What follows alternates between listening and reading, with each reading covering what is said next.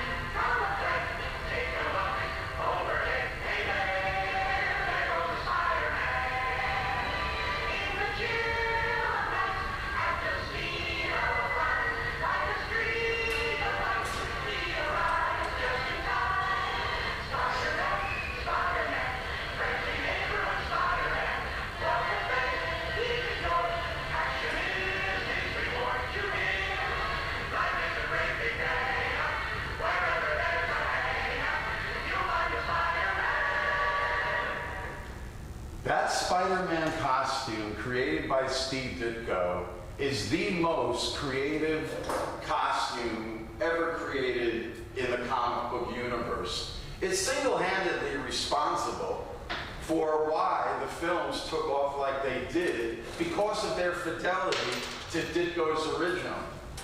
Ditko's creation has become such a worldwide icon. I love these images from the Macy's Thanksgiving Day Parade.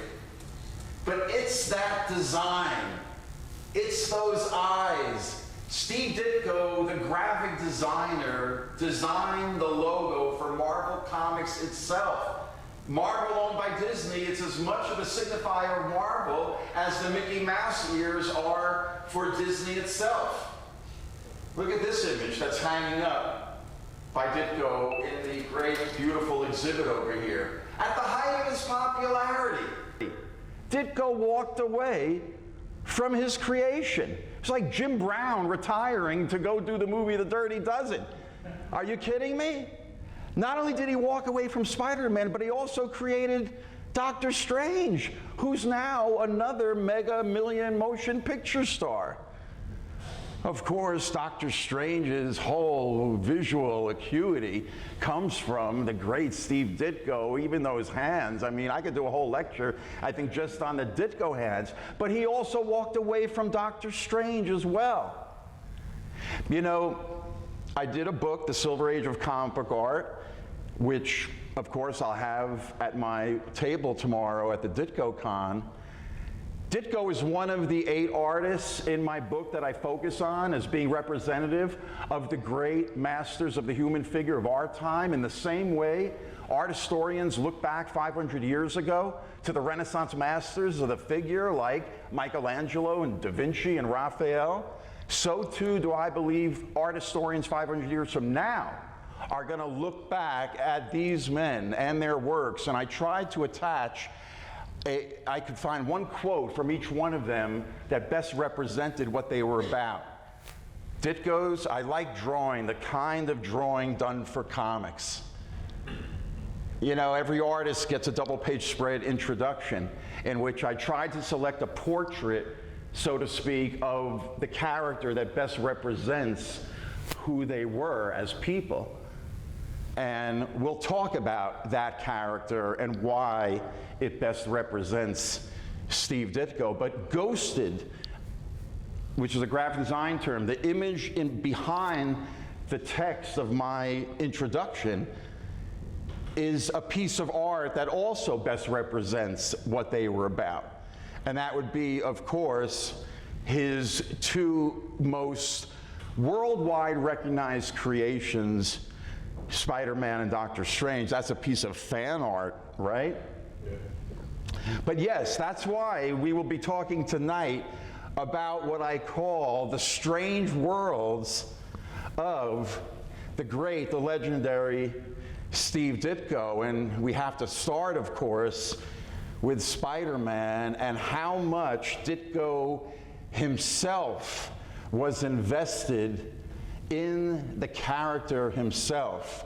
You know, people that are seeing Ditko for the first time in this exhibit, you're really blessed to be able to see so many photographs of Ditko himself, because if you don't know the comic book history, Ditko was considered the kind of Greta Garbo meets, Catcher in the Rye. I just blanked on his name. What's it? J.D. Salinger. You know, rarely were pictures of Ditko seen. The ones I'm showing you here from the early 60s in his New York City studio were so rarely seen. Ditko did not want his picture taken, did not do interviews. The few quotes I was able to find of his were from some obscure fanzines in the 1960s, because Ditko always maintained that he was his work, and his work was him. He even said, and this was very prescient for him to use the term branding, but he said, "What I'm about is my art. Steve Ditko is just a brand name." He starts out in the 50s doing science fiction, comics, big in the 50s, you know, the movies were big. You can see his early style if you know the artist Joe Kubert. He was very influenced by Joe Kubert, Mort Meskin. And you can see as the years go on, the Mysterious Traveler for Charlton Comics, which was like the R.C. Cola of comic book publishers. By the way, copyright Arlen Schumer. I think I'm the first one to coin that phrase. But you can see that, you know, the mysterious aspect. Ditko was able to do all genres, but he hooks up with Marvel Comics, which was known as Atlas Comics at the time, with the editor Stan Lee, who also wrote the dialogue and the captions to all the stories that I really believe his artists came up with the stories. We don't know for sure, there's no paper trail. But one of the comics they worked on together, starting in 1961, I believe, amazing adult fantasy. These were 5-page pseudo-science fiction, mystery, a little horror, with little surprise endings.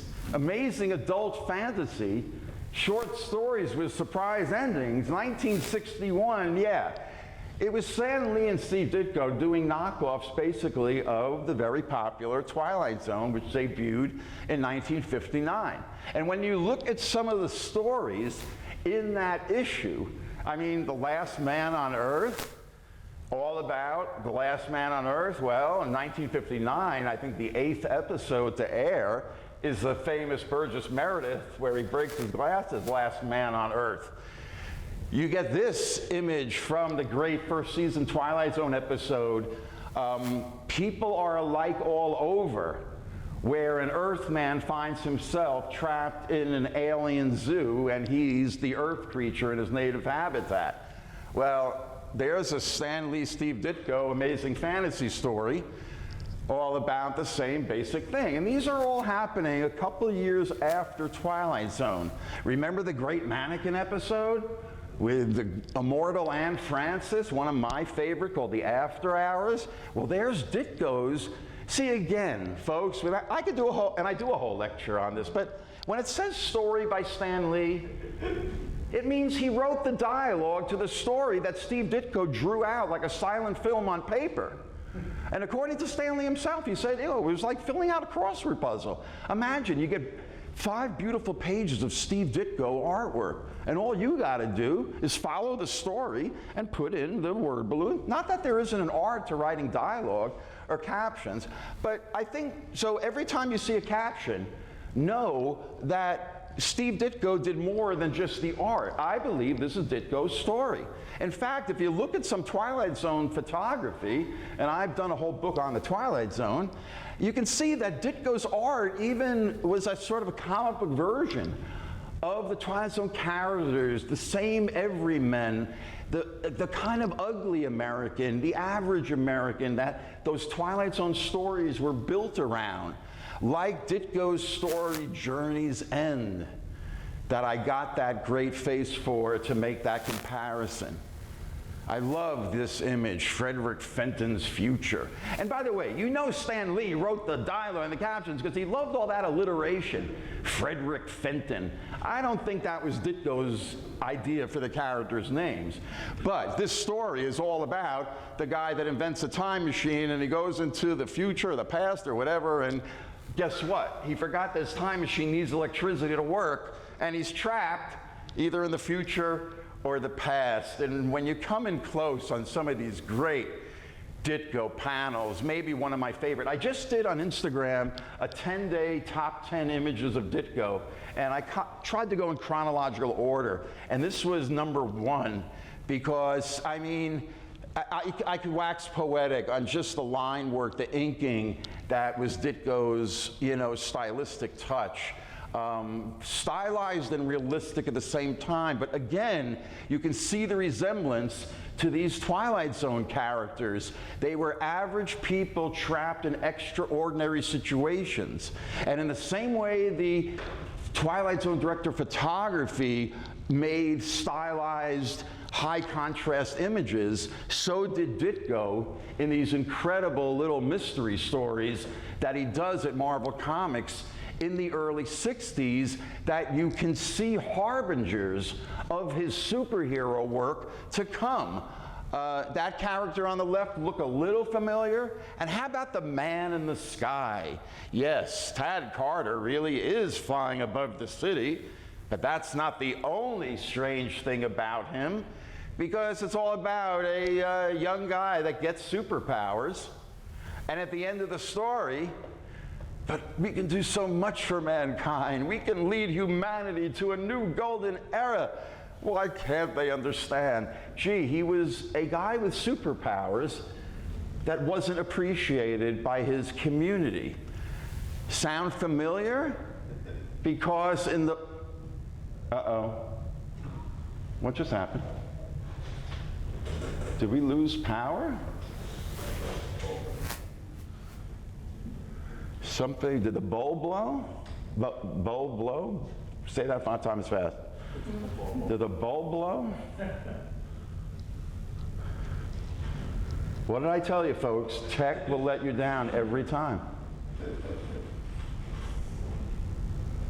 Is it something? Did I do something? I have no idea. Last screen. We're not getting an image. Should I restart? It's okay, we will be able to edit this out for the HBO special, right? Oh, Houston, we have ignition. Okay, like I said, we will. Yeah, so as I was saying, are we back on? You know, I don't know what happens. Is that slide triggering? That slide is blank. I don't know what's going on. It's Skip that.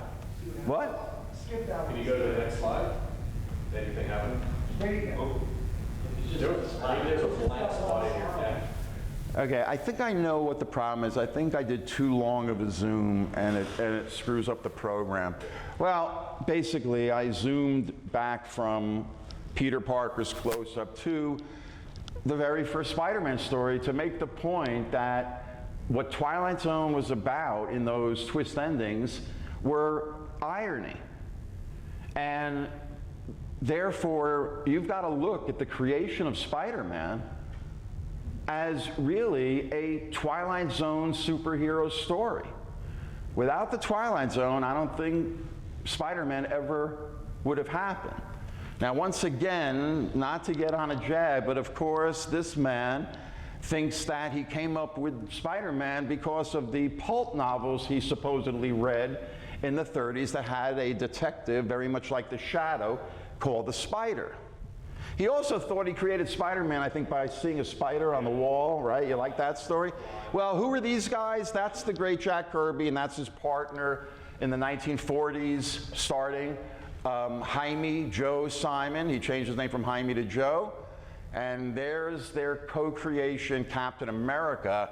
In fact, in the spring of '41, when this sketch was probably done, that's actually Joe Simon's sketch, but Jack Kirby became more associated with the character. But what do we have here from their collaboration in 1953, but an actual logo with the name Spider-Man? This was an idea that Simon and Kirby were trying to pitch in the early 50s while they were still partners. I believe their partnership breaks up circa 59, earlier, I'm not really sure. But another version of this, there are no drawings to go along with this logo, and notice no hyphenation. The next little exhibit B in our little, jury case here about the creation of Spider-Man is you have this mock-up, just a pencil, of a character they call the Silver Spider. And it's a teenage boy, but he's got a magic ring or something. And I don't know if it gives him powers, and I don't know why the spider is silver. There might be a couple of other pages, but the artist for this had just come from drawing Captain Marvel for the previous, 12 years or so, the great C.C. Beck. So Simon and Kirby were able to kind of hire Beck freelance to do this Silver Spider, but nothing ever happened with the Silver Spider. Then I think when they split up, or maybe while they're together, we have these comps of a Jack Kirby character called Night Fighter. And all that exists are these two images, mock-ups of covers, but you can begin to see this idea of a character who can climb walls, and he's got suction cups. Well, this character probably migrated and became the character that they did successfully pitch to Archie Comics circa, I think, 1959, I'm going to say. Joe, do you know? I think it's So, yeah, I think right around there, and it turned into a character, the Fly. And notice in this issue, he's fighting the villain in this double-page spread called Spider Spry. Is that it? Yeah, Spider Spry. So it's Spider-Man as a villain. But according to Ditko himself, this is what happened. This is a drawing Ditko does circa 1990, I believe, in one of his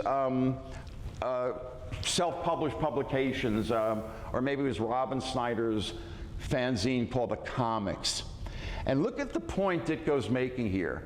The costumes. A creation is anything created. A creator is one who creates. There is one named Spider-Man with different costumes. Is it the same idea?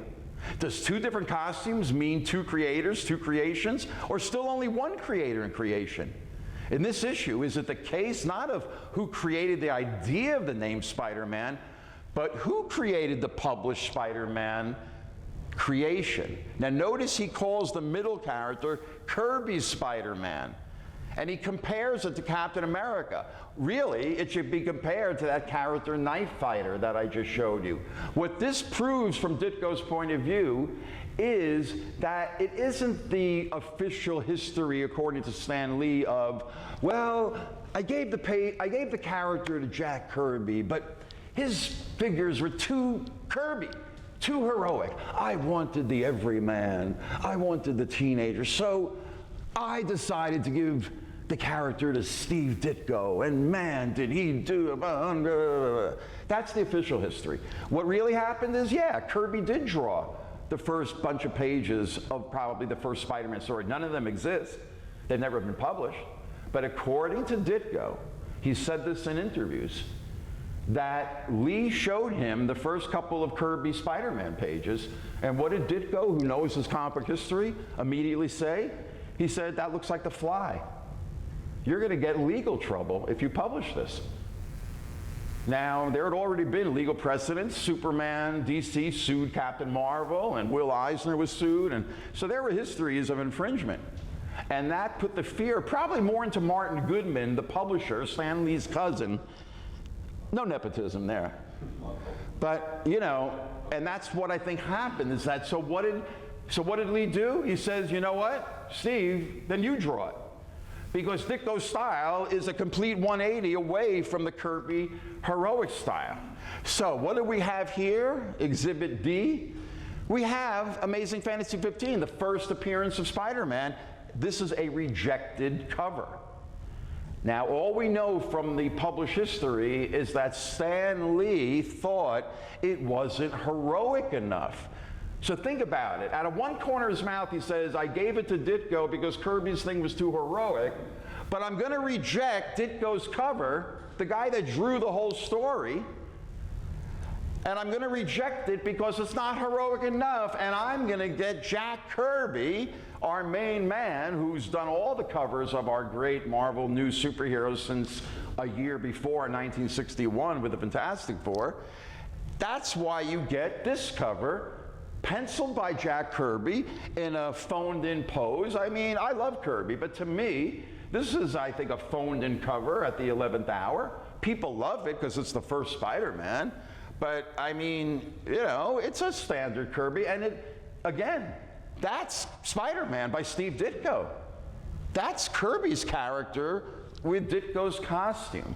And then what happens? This issue's so successful that they immediately, starting in 1963, 63, give Spider-Man his own title. But again, issue 1, penciled by Jack Kirby, the cover, and only inked by Steve Ditko, probably because they chose to have a crossover in the first issue with the Fantastic Four, which were Kirby's characters.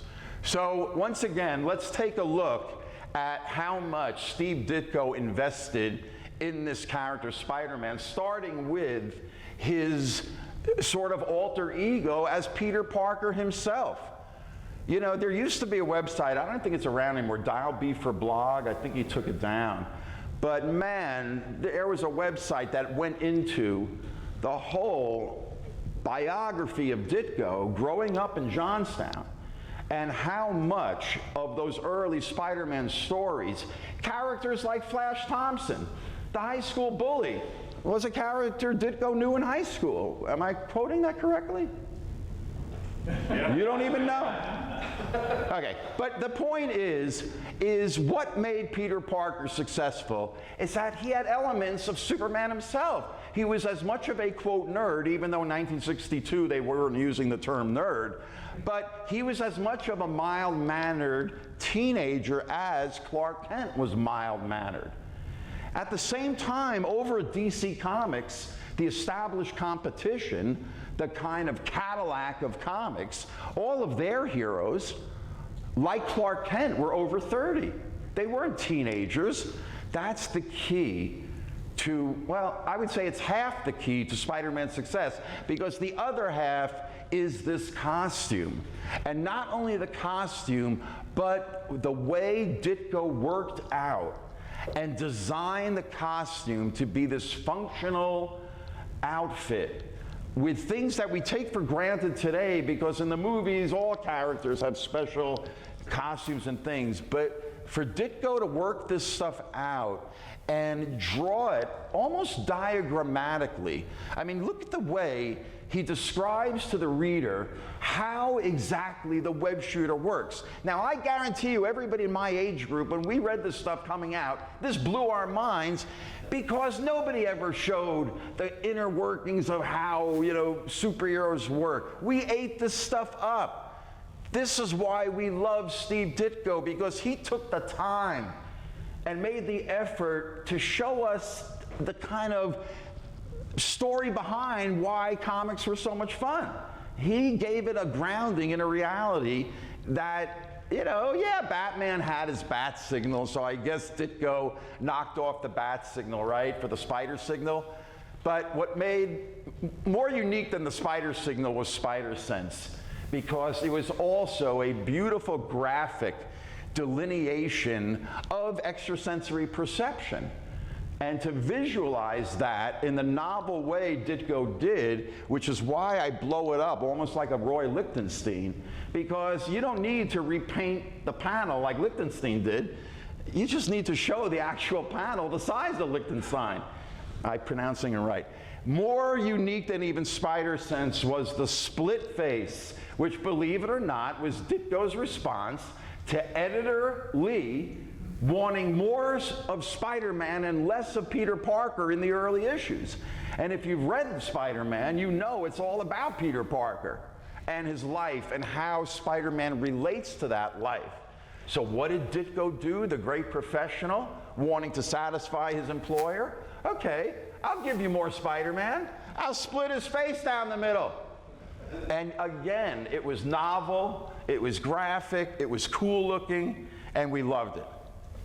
And Ditko the artist, Ditko the graphic designer, especially when he placed Spider-Man in darkness and merged the black ink of the backgrounds in with the foregrounds, so the black of his costume in these two panels would merge with the black of the background and create these incredibly beautiful gratitude in the character graphically. Everybody tries, but nobody succeeds like Ditko succeeded. This cover, one of his greatest. Even the overbearing Stan Lee written caption boxes don't totally destroy the beauty of this cover. I mean, we could probably just stare at this for maybe 10 minutes, but since time is precious, we won't. But I will say that I recently got my MFA degree up the road in Scranton a couple years ago, and I took an illustration history class as part of the degree, and I learned about an early 20th century American illustrator named Coles Phillips. And why was I immediately blown away when I saw this guy's work?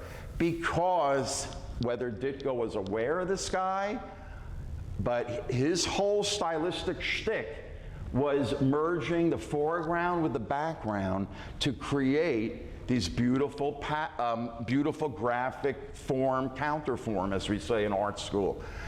Interesting that, of course, this has to do with a spider, but I've got to believe, and I wish, you know, I had known about Coles Phillips when I did meet Steve Ditko, which I'll tell you about maybe later, but I wish I could have asked him, like, Steve, like, were you doing an homage to Coles Phillips? But getting back to his beautiful use of black ink to denote shadowing and lighting, when he would do pinups like this, there's just a quiet beauty to that Spider-Man figure that, once again, no other artist has ever captured quite that look. They try to do the edge lighting that Ditko was so, I mean, that's one of his graphic trademarks. Knowing, I mean, there's only 4 colors in this picture, folks, red, yellow, blue, and purple. But knowing graphically how to manipulate the color to allow the white of the paper to act as light. And then, of course, this pose of Spider-Man on the wall. I mean, the very first Spider-Man story has Spider-Man on the wall. Another great thing about what made Spider-Man so ahead of its time, unlike every DC comic character who gets their powers and immediately says, I must go fight crime, what does Spider-Man do when he gets his powers? I'll go make money. I'll go on reality television decades ahead of its time. Really, what this was him going on the Ed Sullivan Show, basically, or the Steve Allen Show of 1962, and basically making money, which is why we get the great, tragic, ironic Twilight Zone ending of Ditko's Spider-Man saying to the cop, and by the way, I compare Ditko at Marvel to the slickness of the DC artists. One of my favorites, Carmine Infantino, inked by Murphy Anderson, and they drew The Flash. But compare both Ditko's more raw art style and Stan Lee's punchy dialogue, very curt and to the point. I ought to run you in. Save your breath, buddy. I got things to do. No DC Comics character spoke to the cops that way. Look at this one. Oh, by the way, Flash, this letter came for you for the special box you maintain here at police headquarters. Thanks, Sergeant. It's like Batman TV show dialogue. Probably another appeal from somebody who needs Flash's help. And then, of course, we get the great irony of the ending, in which Spider-Man blames himself for the death of Uncle Ben. Now remember, not only does Spider-Man have Superman qualities that make him so successful, but just like the origin of Batman, the difference in guilt is that Bruce Wayne, as a boy, had subconscious or unconscious guilt that he caused his parents' death, and that's why he will fight crime for the rest of his life. But Spider-Man, Peter Parker, had actual guilt, which Ditko would remind us almost every issue. Again, Stan Lee writes the dialogue, but Ditko draws the story. And in that beautiful body language of Spider-Man slumped over shoulder. Keep in mind, folks, this panel is about this big. Means he drew it maybe that big. But I love projecting these beautiful panels. But you can see by the dialogue that he was aware of his guilt. And he was also bummed out about the fact that he wasn't being embraced like every DC Comics superhero who was lauded and loved by their community. Look at these early drawings in which, you got to remember, publisher Martin Goodman was against the Spider-Man idea because he thought spiders, people hate spiders. They're afraid of spiders. And that's why the very earliest Ditko drawings of Spider-Man, getting those spider-like qualities that we are fearful about spiders into a superhero that we should not be fearful of, is the tension and the dichotomy that made Spider-Man work, that he was not embraced and loved. He was the original super anti-hero of the 1960s, before the term anti-hero even became popular. Peter Parker has to read panels like this, which is why Ditko was able to draw these incredibly empathetic panels, because all of us felt a little bit like Peter Parker, that no matter what we do, nobody loves us, and yet we think we're good people, and that kind of neuroses, in images like this, that Ditko was able to get across, that made us see the human being behind that incredible mask design. And then it was also the fact that he was a teenager in 1962 America, before the generation gap, before the 60s. But he's presaging the 60s. Presaging? Presaging? Sure. You say presaging, and okay. I care about these things, folks. Okay, but you can see the dialogue. You know, I'm just a normal teenager. What next? What do I do with my life? Whereas the DC Comics characters were over 30. They were all professionals like Ray Palmer, research scientists. And they all got the girl at the end of the story. They all had their, you know, sweetheart. None of them were married for some reason, but they all had girlfriends. And what was Ditko's attitude for Peter Parker? Look, tell me, Gwen, what did I do to become #1 on your hate parade? Even the 6-inch tall Adam got the girl. But not Peter Parker. I mean, look at the difference between what I call the nebbishy Peter Parker, and I say that because we're in the Jewish High Holy Days between Rosh Hashanah and Yom Kippur. So the nebbish, look at that smug, self-assured, over 30, Carmen Infantino, inked by Murphy Anderson, and of course that's Adam Strange, Earth's first spaceman. And he's got the girl, Alana. Even he gets the girl, and she's in a whole other dimension, and he gets the girl at the end of every story, but not Peter Parker. Because his girl, his love interest, which again, I think parallels something from Ditko's childhood or high school life, and the girl he was in love with, he patterned Betty Brant after. But look at what Betty Brant wants. I want a man who has a good, steady job, who comes home each night to his pipe and his paper, and to me. Look at the look that Ditko gives Parker while she's saying this. Why? Because Betty Brant really wanted a DC Comics hero like Adam Strange. I mean, look at Barry Allen, the civilian alter ego of the Flash, and Iris West. Again, Infantino Anderson. But look at how they resemble the Madison Avenue advertising Mr. and Mrs. America of the early 60s, and the consumerism and the whole thing. This is what the DC Comics superheroes represented. But what was Ditko doing over in Spider-Man? We got images like this. We didn't get the romance. We didn't get the happy ending. I guarantee you, if you read this story when it came out, or whenever you experienced it for the first time, this image, this beautifully graphic image of an almost ectoplasmic Dr. Strange, we're going to talk about that, but you know, it's images like this, along with concepts like this. Why don't things ever seem to turn out right for me? Why do I seem to hurt people no matter how I try not to?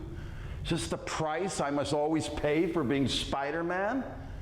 Yeah, Ditko took this character through the ringer. Look at this one of my favorite covers. Spider-Man Goes Mad. And if you notice on the cover, there are ghostly apparitions of two of Ditko's great Spider-Man villains. You've got Sandman and the Vulture, two of his earliest villains. The Vulture debuts in issue 2. Then we get the Sandman in issue 4. Then they have their reappearance in this issue 19, so that must be December of '64, I believe.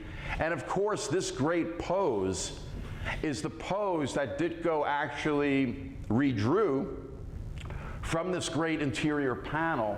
That's one of the great Ditko Spider-Man poses. And it's these poses of Spider-Man and working out the anatomy of the character, trying to merge this spider arachnid, you know, warped bent angles with the way human anatomy. You know, Ditko's not considered a realistic artist.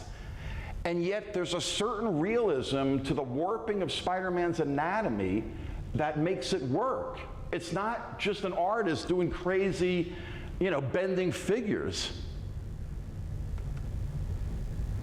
I'm going to show you some of my favorite. I mean, again, look at the way he's got Spider-Man's legs twisting, knowing where to put the marks of the muscles, how they would stretch and bend.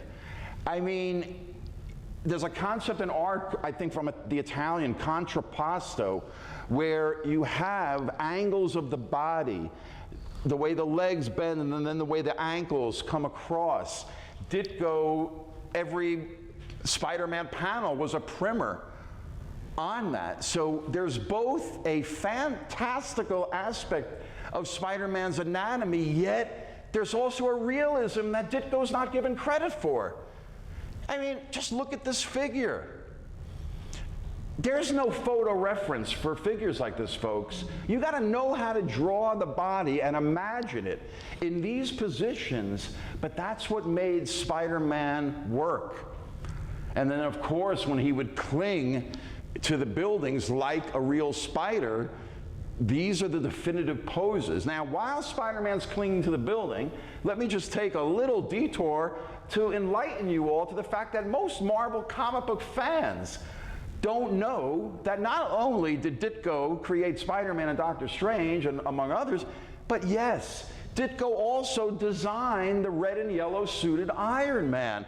Iron Man starts out in the bulky outfit. It was originally gray, like if you remember the first Iron Man movie with Robert Downey, that bulky metal robot in 1963. But by 1964, I think Marvel was taking off with what Jack Kirby was doing and what Ditko was doing. And I don't really know the backstory of how he came, whether he approached Lee and Goodman with his idea, but the bottom line is, in 1964, in this issue, Ditko, you know, tells us the story of Spider-Man's new Iron Man's new outfit, which, even though it's gone through many permutations, is essentially the same Iron Man design that they use today. Now, here is Ditko, speaking of 1964, the first Spider-Man annual came out, which again, to get see, DC Comics, when they did an annual for a quarter, it was all reprints, and we as kids knew they were reprints. We knew they weren't new stories, but what did, they decide to do at Marvel? Let's give them a brand new story that's even longer than what they usually get in the monthly comic. Well, Ditko rises to the challenge and gives us one of the Spider-Man stories for the ages because, artistically, because he's got the expanded page length, he's able to give us, you gotta remember, folks, especially you younger people, you grew up in an age of comic book stores with posters, t-shirts, figurines. Me and my brother, when we were 12 years old, we used to sit in bed at night and dream, wouldn't it be incredible if there were actual stores that sold comic books? I mean, Marvel and DC didn't put out posters of the characters or t-shirts. These were the full-page equivalent. Many of us bought 2 issues of this annual and clipped out the pages and put them on our walls because they were these definitive Ditko portraits of all of the villains that he created that are, of course, still being used by Marvel Comics today. They may not look the same, but that's just a cosmetic difference. But yes, these were the equivalent of posters of Spider-Man. And that wasn't all that Ditko and Lee gave us in that issue. There were a whole bunch of full-page full-page images like this that were just fun Spider-Man pages. It was Ditko having a ball, showing us the behind the scenes that DC Comics never did. But then there was this actual story. Again, I believe it's Ditko's story with Stan Lee writing the dialogue and the captions. But it's all about, supposedly, how Stan Lee and Steve Ditko create Spider-Man. So here's Ditko drawing himself, of course. Remember those photos I showed you earlier, right? But there he is, and again, we as fans, we died for a story like this. And the fact that Ditko would show us, the fans, how he actually draws a panel, again, if you're younger, you grew up in the internet age where there's how-tos and tutorials on YouTube, how to draw comics. In 1964, there was nothing like that for us young, budding comic artists or illustrators. So these panels were like comic book manna from heaven. If you were a young artist like I was, my brother was, everybody working in the comic book industry today literally had to fasten a drool cup to their chins while they were eating this stuff up. This panel alone is one of my favorite panels, and a little later on when I show you some of the Ditko pages from my book, this image to me is one of his most iconic images, and I'll tell you why a little bit further. But right after that annual comes out, Ditko gives us this next Spider-Man masterwork, and that would be his late 1965, maybe greatest Spider-Man story ever, a triptych, a trilogy of issues in which Spider-Man goes through the ultimate test where Aunt May is dying and she needs a magic serum, but Spider-Man is buried under the earth with all this machinery on top of him. And Aunt May, did I mention Aunt May was dying in the hospital? Anyway, as it's kind of pounded into our heads over the 3 issues, this is the conflict. And Ditko masterfully builds it up. This is comic book storytelling by Ditko on Spider-Man at its maybe single greatest. Because all of the themes that Ditko had built up with Lee over the last 3 years culminate as Ditko, again, almost like a film director. This is why when they say comics are filmed on paper, because you know film, you know television, you know great drama. And when you go to read a comic like this, you feel that. And then Ditko knows you're staring at these panels, this beautiful, almost like a Roman statue of Spider-Man, and the stylization. You know, water doesn't look like this in real life, and yet there's a realism to Ditko's drawing, so that when you turn the page and you get this incredible full-page image, this is Ditko's, if you want to talk about Michelangelo's Pietà, the single great Spider-Man image because of the tension Ditko builds up. And right around the time this is actually published, in real life, Ditko leaves Marvel Comics, leaves Spider-Man behind. And in very short order, he is immediately replaced by another great artist named John Romita, who goes on to do Spider-Man for the next 15 years straight or so, and becomes an even more popular artist. Spider-Man sells even more under Romita, and give credit to editor Stan Lee for saving Marvel Comics' ass when Ditko leaves, his greatest creation, and is able to get Romita to come over from DC Comics, where he was drawing romance comics. And to Lee's credit as an editor, by bringing over this talent, the minute Ditko leaves, Romita comes in, and boom, boom, boom, next thing you know, everybody loves John Romita. Now, I do a whole separate lecture called Ditko versus Romita. And I'm not going to go into that because, again, time is of the essence. But I will say that in the history of comics, there were some incredible characters who were very well tied to their original creators, like Hal Foster and Tarzan. He was the first comic strip version, early 1930s, and he did them for about 10 years. And then he leaves Tarzan because he doesn't own it. He goes to do Prince Valiant, which he owns. And then he's replaced for about 15 years, from I think 1940 to 55 or 37 to 50, something like that, by the great artist Bern Hogarth. And many people love Bern Hogarth's Tarzan. To them, if they were, you know, it's whoever you experienced as a kid. It's the same thing with music. The songs you hear as a kid is what makes some people become musicians. If that's the Tarzan you grew up with, it's Bern Hogarth. Terry and the Pirates was started by the great Milton Caniff, but he doesn't own Terry and the Pirates, so he leaves it in 1947 and does Steve Canyon, and then this artist George Wonder does it for the next 25 years.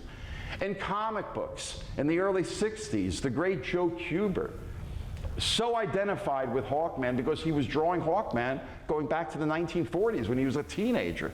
But then he can't draw Hawkman full-time in 1964. They give it to fellow DC great artist Murphy Anderson, the guy that inked Infantino. But Anderson also penciled and inked himself. But you can see here, we're still having the debate over who did the better Hawkman. Some people love Murphy Anderson's. I happen to love the original, the Joe Kubert one, but we're still having this debate. How about over in Marvel, Conan the Barbarian in the early 70s? That's where the great artist Barry Smith really came to the fore with his filigreed inking of every little stone in the water there. But what happened? He couldn't keep up this pace of a monthly color comic. In 1974, he gets replaced by the great John Buscema at Marvel Comics, who goes on to make Conan the Barbarian his for the next 20 years or so. But again, we're still having this debate. Who did the better Conan? Give me back, I love John Buscema, but give me the Barry Smith Conan 24/7, 365. And so when it comes to, you know, Ditko and Spider-Man versus Romita's Spider-Man, all I'll just say is, I'll let this image speak for itself, but it is only the end for now. But getting back to Ditko's Spider-Man, by 1965, Marvel's already starting to merchandise him. And of course, Ditko was not cut in for any of the profits. One of the reasons, supposedly, for why he left Marvel was that Goodman, the publisher, along with his, was he his nephew or his cousin? Nephew. Stan was nephew. Stan was also good. What? Stan was the nephew. Nephew. Yep. Good was his uncle. Because I thought he was his nephew, but then I heard they were cousins. He was just an older cousin, Martin Goodman. But whatever, the point is Ditko, and again, I don't know if you can verify this, Ditko had a verbal agreement that if Spider-Man takes off, that he would be cut in for any future merchandising of the character. And when they started to merchandise him in 1965, remember this image? It's in the exhibit over there. There it is. Somebody verified for me that it was rolled up. Mark, you asked me, was it rolled up in a tube? Yeah, right. Joe Latino, expert collector. But that shows you, right, what people got. But Ditko in 67, when they put out a bunch of Marvel Comics inspired paperback novel versions or reprints, whatever they were. You see this John Romita cover? Once again, this is why people fell in love with Romita. It was like Steve Who. Because Romita was able to take Ditko's creations and just do his own take on them. And it was like Roger Moore replacing Sean Connery. It was like nobody cared. It was like they loved Roger Moore. But if you take this figure and turn it upside down and we come in close on it, then we get the generic advertising illustration for the 1967 ABC animated Spider-Man. Now remember that theme song that I played? Everybody loves it. Here's both the opening and closing credits. I wish we had louder sound, but... Spider-Man, Spider-Man, does whatever a spider can. Spins a web any size, catches thieves just like guys. Look out! Here comes the Spider-Man. Is he strong? Listen, bud. He's got radioactive blood. Can he swing from a thread? Take a look overhead. Hey there goes the Spider-Man. In the chill of night, at the scene of a crime, like a streak of light, he arrives just in time. Spider-Man, Spider-Man, friendly neighborhood Spider-Man, wealth and fame, he's ignored. Action is his reward to him. Life is a great big day. Wherever there's a way, you'll find the Spider-Man. I figured you wouldn't mind if I also showed you the end credits. They're slightly different graphically. They use a lot of the same art. Spider-Man does whatever a spider can. Spins a web any size, catches thieves. Like this is different from the opening. Here comes the Spider-Man. Is he strong? Listen, bud. He's got radioactive blood. It always bugged me that they didn't complete the webbing. It's like you were able to do the webbing on the mask. What, you couldn't finish the rest of the body? In the chill of night, at the scene of a crime. I was deciding whether to sing this a cappella to you because I know all the words. I figured that I think they'll want the original even though the sound is diminished. By the way, Ralph Bakshi, the great Ralph Bakshi animator, Fritz the Cat, Heavy Traffic, he worked on these.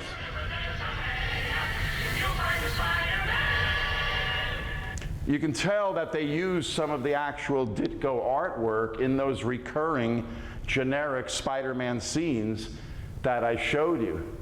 But again, remember I told you how quickly Ditko was replaced. This is only 1967, a year or so after Ditko leaves, but immediately it's jazzy John Romita. And you can see that most of the visual influence is really Romita Spider-Man, other than they drop in that Ditko generic piece. But there's Spider-Man swinging, and of course, when he would come home to his Forest Hills home. One of the unique things about the early 60s Marvel Comics is they took place in real New York City. Every DC Comics character, Gotham City, Metropolis, Central City, you know, fictionalized Romana clefs for New York City, basically. But we love the fact that, oh, Peter Parker lives in Forest Hills. So it's interesting that the very first mainstream New York media article on the success of rising underdog Marvel Comics was the counterculture paper, before the word counterculture was even being used, in the Village Voice, April of '65, calling it, remember I said he was the first super anti-hero of the 1960s. But then we get this article that appears January 9th, 1966. in a newspaper that used to be part of the New York media empire, the New York Herald Tribune, which even printed on like a faded yellowish paper for some reason. But they had a Sunday magazine section, so this represents, after that initial Village Voice article, the first kind of, because the Village Voice was a counterculture paper, this is the first real mainstream article about the success of Marvel Comics. And it's in this article that, even though it appeared in January '66, the writer Nate Friedland went up to Marvel Comics to do the article and the interviews with Stan Lee and others in 1965, in November, the same month that Ditko quits Marvel. He doesn't quit Marvel after he reads this article. Why? Because in the article, Stan Lee is quoted when he's asked by Nat Friedland, so I hear you're not plotting Spider-Man anymore. And Stan Lee says, yeah, I let Ditko get plotting credit ever since 1964. Remember I told you these were Ditko's stories that Stan Lee was writing the dialogue to. Ditko got fed up with that. And he pushed Lee hard. He goes, I want at least co-plotting credit, or plotting credit, not co-plotting. And starting with, I think, issue 24 maybe, for the rest of the next 14 issues, it says, what does it say, written by Lee, plotted by Steve Ditko. That's a mealy-mouthed way of saying Ditko was asserting himself by saying, these are my stories, Stan. And yes, you're writing the dialogue, you're giving it the editorial voice. But the writer says, so you're not plotting Spider-Man, right? He goes, yeah, I'm letting Steve Ditko, the artist, do it. You know, I'll let him do it for a few issues until sales start to slip. Ever since he's been plotting Spider-Man, he thinks he's king of the world.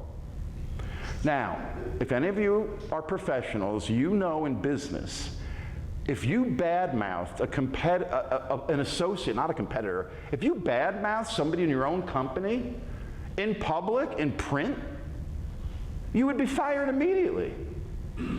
Imagine Steve Ditko reading that. But remember I told you, he quits in November of '65, not when the article comes out. My little theory? I think he was in the office the day Friedland in November was doing the interview. Maybe Ditko overheard braggadocio Stan Lee saying, yeah, I'll let Ditko, blah, blah, blah, blah, blah. Or Ditko used to talk to the secretary, Flo Steinberg. He would drop off his Spider-Man and Doctor Strange pages. Flo Steinberg loved Ditko. What if Ditko comes in on a day in November and maybe Flo Steinberg says, Steve, I got to tell you, Stan Lee was just interviewed for a major newspaper, and you know what he said about you? Because to hear a fellow professional denigrate a fellow professional in print is unforgivable. And that's why I think Ditko leaves Marvel. But then, starting in the 1970s, we get the Stan Lee version of events, origins of Marvel Comics, as if all of these characters just came off of his typewriter, the typewriter who wrote scripts that none exist. That writer, Stan Lee. Oh, in the 70s, we would get articles like this, How I Invented Spider-Man. This is where the cock and bull story of I saw the spider on the wall, and I thought, oh, what a great idea for a superhero. So how does Ditko respond?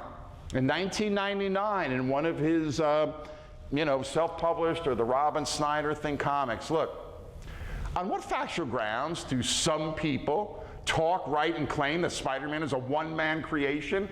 Now look at, according to Ditko, Stan Lee's Spider-Man creation. A 1 or 2 page synopsis. Oh, so maybe Ditko, Lee actually did write something. But again, none of these synopses exist.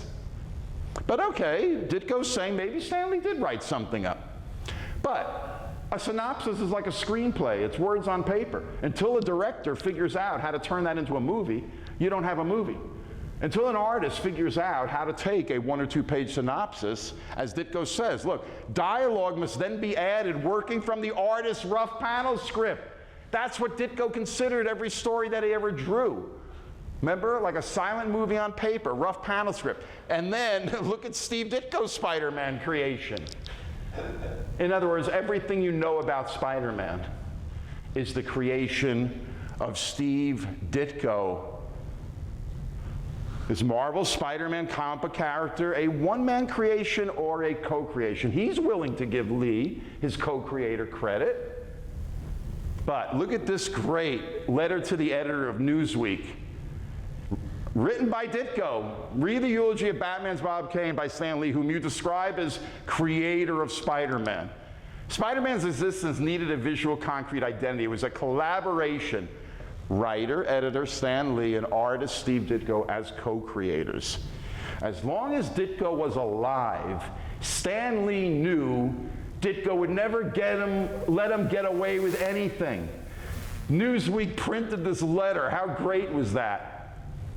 And then this is an interview with the great Jack Kirby in the 1970s. Another artist I wanted to ask you about is Steve Ditko. Did you ever have a chance to work with him?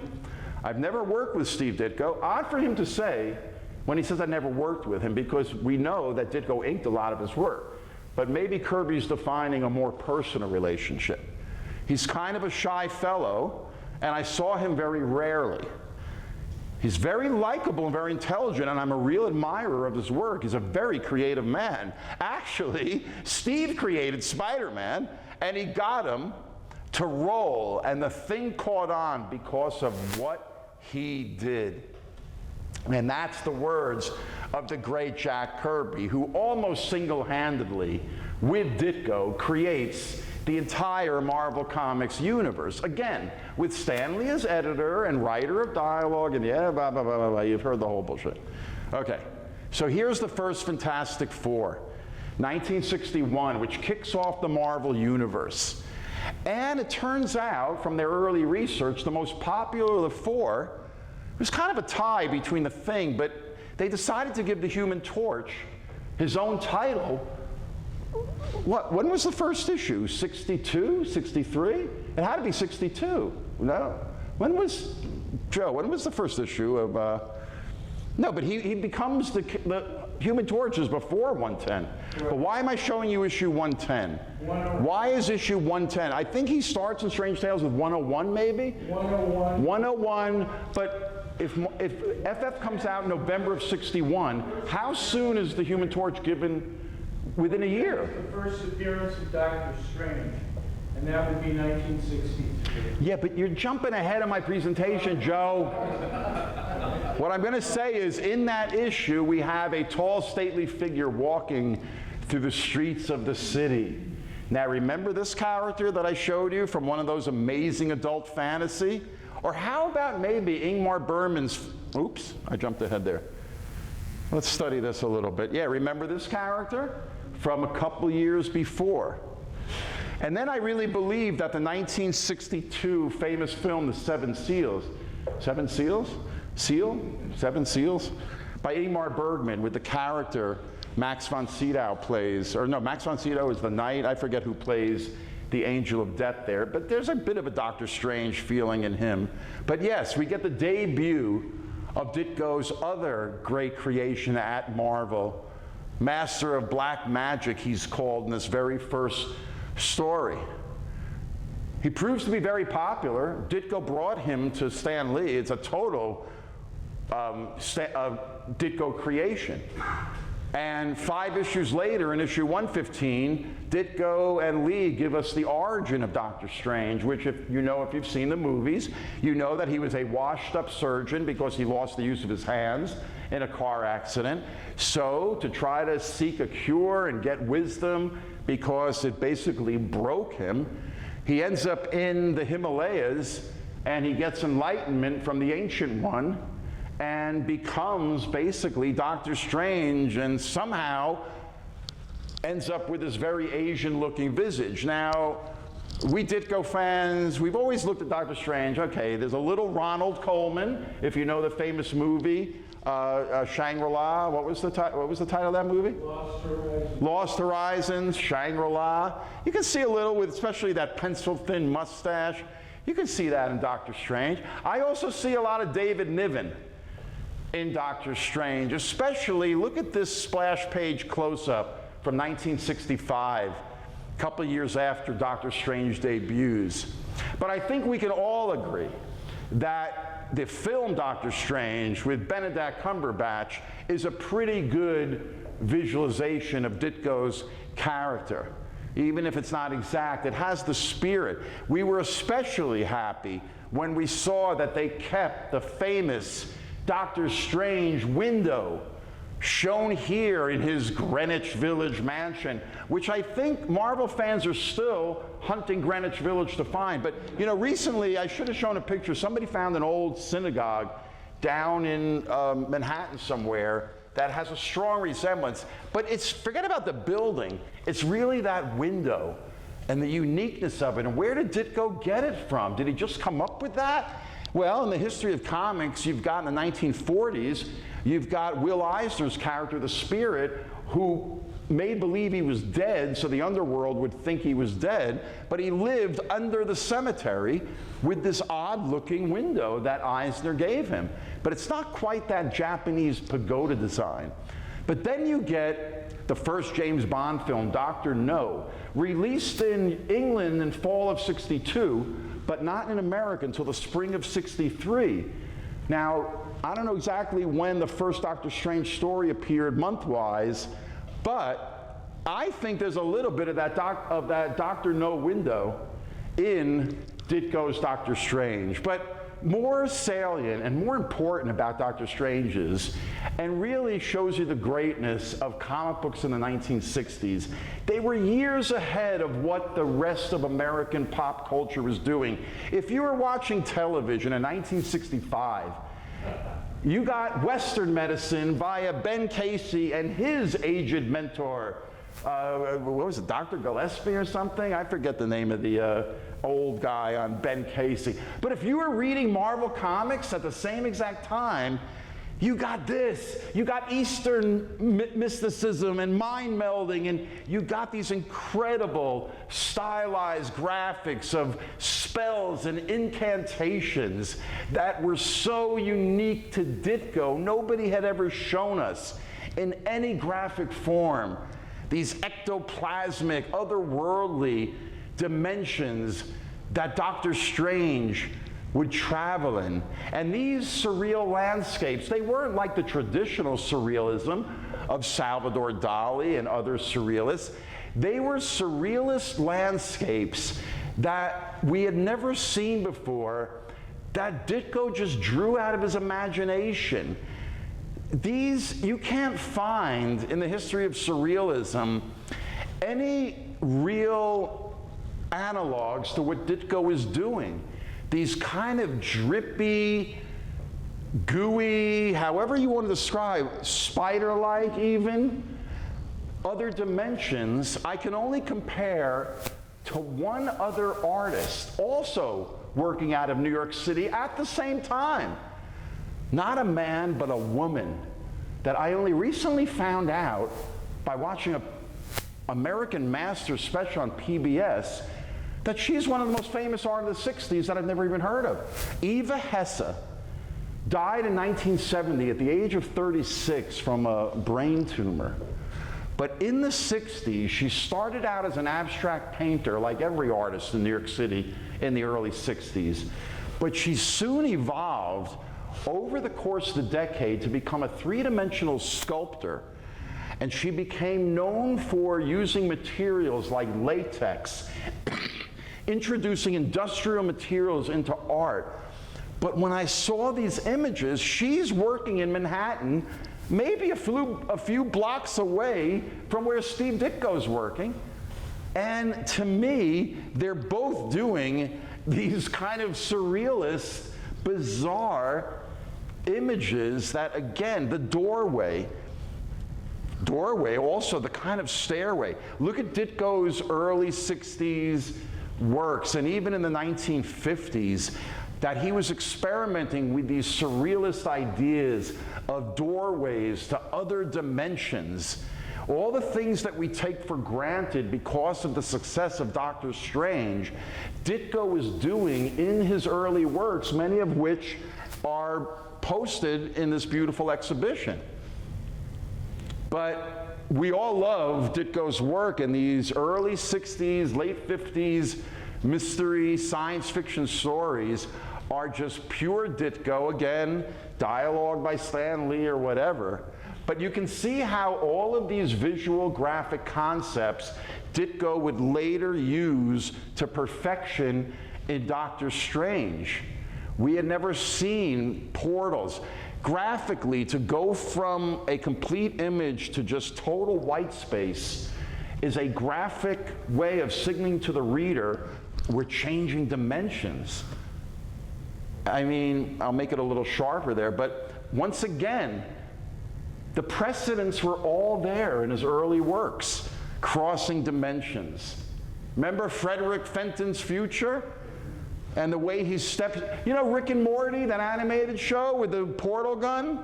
I mean, Ditko was doing portals before Justin Roiland was born. I mean, look at the influence of this image on a 1973 Al Stewart album cover. What's it called? Past, Present, and Future. And again, I don't think Ditko, Marvel, I don't know if there was a lawsuit, but the bottom line is that's Doctor Strange. But there's Ditko and the finding the doorway and going through these other dimensions, and then when he would finally come upon what he was seeking, look, a world within a world. Keep in mind, folks, these are 3-inch square panels. But Ditko, remember I called this presentation The Strange Worlds of Steve Ditko, because he created, you know, the mark of a genius. I know we throw around the word genius these days. Everybody's a genius, right? I try to use the word genius sparingly, like Albert Einstein was a genius. But to me, in the creative fields, especially in art, to be a genius, you have to create your own world or worlds. Tolkien created Lord of the Rings, his world. Kirby created his worlds. Mobius, the great French artist, created his worlds. Ditko created his worlds. And look how influential they were on the psychedelic art that came a couple years later. Ken Kesey, the author, started when LSD was still legal to have these trips and these happenings in San Francisco. There's a picture of Kesey. He was famous for writing One Flew Over the Cuckoo's Nest. If you've read Tom Wolfe's Electric Kool-Aid Acid Test, which is the story of how the psychedelic era began because of one man, Ken Kesey. He started dosing his friends with then legal LSD. If you've never read that, you must read Electric Kool-Aid Acid. But then he puts together a bus in 1964 and drives across America, dousing America with free, legal LSD, which created the 1960s, the counterculture. This is what influenced the Beatles to do the Magical Mystery Tour. It was called, the bus was called Further, F-U-R-T-H-U-R. But according to Tom Wolfe in Electric Kool-Aid Acid Test, the psychedelic painting decoration of the bus was festooned with Marvel Comics characters. Look at this Jack Kirby image here, and look at how it was co-opted and used for one of the very first acid test posters. And to a man, almost every psychedelic artist, when they've been interviewed, talks about how they were influenced by Ditko's Doctor Strange. You know, when rock and roll, the Doors of Perception, taking LSD, marijuana, they all saw inspiration in Ditko's pre-psychedelic or proto-psychedelic works. So when you see anonymous psychedelic art that I find on the internet from the time period, you can't tell me they weren't influenced by these incredible other dimensional worlds that Ditko so beautifully innovated. That's what Ditko's other dimensional worlds in Doctor Strange were. They were visualizations like these, unlike anything ever seen before. Look at this panel of Doctor Strange, one of my favorite. I love the fact that he's like hanging upside down. But look at the rising sun in the background. I made it a little sharper for you there. Remember Eva Hesse? I said she started out as an abstract painter. And when I saw this painting and I see what Ditko was doing, I'm not saying she knew or was reading Dr. Strange, I'm just saying I find it very just, what's the word? Just serendipitous. Or just that's how the universe works, that two completely different artists were both in New York City in the mid-60s doing similar work, which was influential on the psychedelic San Francisco school that came just a couple of years later. Here's one of the very first posters for Bill Graham's Fillmore West in 1967.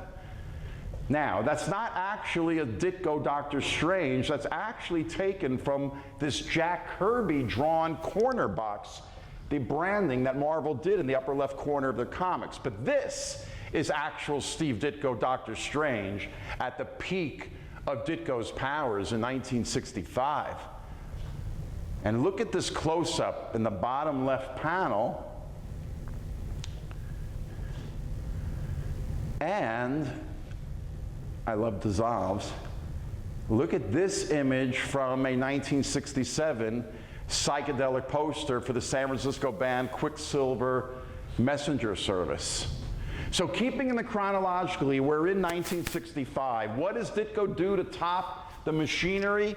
He gives us the ultimate wish fulfillment, the team up, the great crossover of Spider-Man and Doctor Strange in an annual, which means an extra long story. Now, personal disclaimer.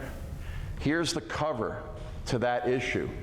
Why is this cover significant? It's not one of Ditko's greatest. It's just a paste-up of other drawings, but this is the first Marvel comic I bought with my own quarter when I was 7 years old. While my mother and my brother were having Chinese food across the street, I said, hold on, I'll meet you there. I'm 7 years old. I gotta buy a comic first. And I went into the local candy store where we bought all our comics. And I'm 7. We had just started reading comics a year earlier or so in summer camp. This was my introduction to not only Spider-Man, not only Doctor Strange, but to Steve Ditko. So imagine, this is how I got introduced to the strange worlds. Yeah, does that explain a lot? It explains a lot. But are you kidding me? Without even knowing the history, I knew this issue was special because this is what fans of both characters were dying to see. Am I right? Joe, you were there at the time reading this stuff. Was this wish fulfillment of the nth degree? You're spot on. Yeah, because are you kidding me? And then, you know, to see them fighting together as only Ditko could draw it. And I love the final panel. And this is where I'll give Lee credit for writing snappy dialogue. You didn't get this kind of camaraderie over DC Comics. May the Vishanti watch over thee. Yeah, and may your amulet never tickle. So you see, that's the contribution. Why can't you be satisfied, Stan Lee and all your fans, with just writing some snappy dialogue? But just as we were reveling in this, once again, Ditko decides to leave Marvel Comics at the end of 1965. We didn't know he left in the end of 65 because remember, in comics you work 6 months ahead. His final issue came out, final Doctor Strange, July of 6. Comics are post-dated 2 months ahead to encourage retailers to keep them out on the stands. So that means that this came out in April or May of 1966, but Ditko drew it in the fall of 65. But talk about going out with a bang with Doctor Strange. Are you kidding? Even Stan Lee's hyperbolic writing. This is it, the final cataclysmic clash of creations. That's a true sign Stan Lee wrote. If you get alliteration of more than 2 words, it's Stan Lee. But this was part of the Marvel magic. It was the great Ditko and Kirby concepts visually, and it was snappy dialogue. DC Comics, they were like an old gentleman's club. They would never write, you know, captions like this. They started to imitate Lee and Marvel Comics, but this is what made Doctor Strange and Marvel Comics fresh. So this issue just features panel after panel of incredible Ditko, Doctor Strange concepts. You get the villain Dormammu, or some people say Dormammu, like Demi Moore, right? And then you get his incredible concept of eternity, which is a being who is basically the universe. Now, I do a lecture on Jews in comics, I do a lecture on Christ in comics. Are you kidding me? This is an entire biblical treatise on what Ditko is trying to do here, and as we all know, Ditko is pretty a-religious, and yet this is a very biblical, universal concept. Just recently at the Dragon Con Atlanta, somebody posted this on Facebook. That's pretty good cosplay. I mean, there's cosplay and there's cosplay, but that is a pretty great eternity. Again, we loved a full-page Doctor Strange with eternity, with Dormammu actually going inside. See, Ditko gives you the feeling of depth, that the character is three-dimensional, even though, as Robert Crumb once said, it's only lines on paper, folks. But that feeling of depth is what makes a master's work. And how about this full page? You get it all, baby. You get Doctor Strange in the foreground, monochromatic coloring, Dormammu, you get the universe exploding. Are you kidding me? Every panel. I mean, it's like watching a Doctor Strange movie on paper. This was a double-page spread, I believe. And then you get to the final page, and it's almost like anticlimactic, like, oh, we're back to the real world, like, whew. But yes, that's Ditko's swan song to one of his greatest creations. And when news broke that he had left Marvel, we all assumed, okay, what is Ditko going to do next? He's going to go to DC Comics, right? They were, you know, where's he going to go after Marvel Comics? DC in 1967 put Carmine Infantino, that artist, in charge of a comic company. You know, you'd think that's common sense, right? Put an artist in charge of an art-driven art form, entertainment art form. Well, in fact, the guy that runs Marvel Comics, Joe Quesada, is an artist that's been running the company editorially for the last 15 years or so. But in 1967, Infantino was the first artist to be given that role. And then, of course, he's not going to stay at Marvel Comics. Marvel was usurping DC's role. These are some trade ads showing how sales are rising in Marvel. So where does Ditko go? Back to a place he had always freelanced with on the side. Because even though Charlton Comics were considered the RC Cola, as I said, of the comic book companies, you know, in the wake of the Batman TV show in '66, everybody's doing superheroes. So here's a lineup of what Charlton was putting out.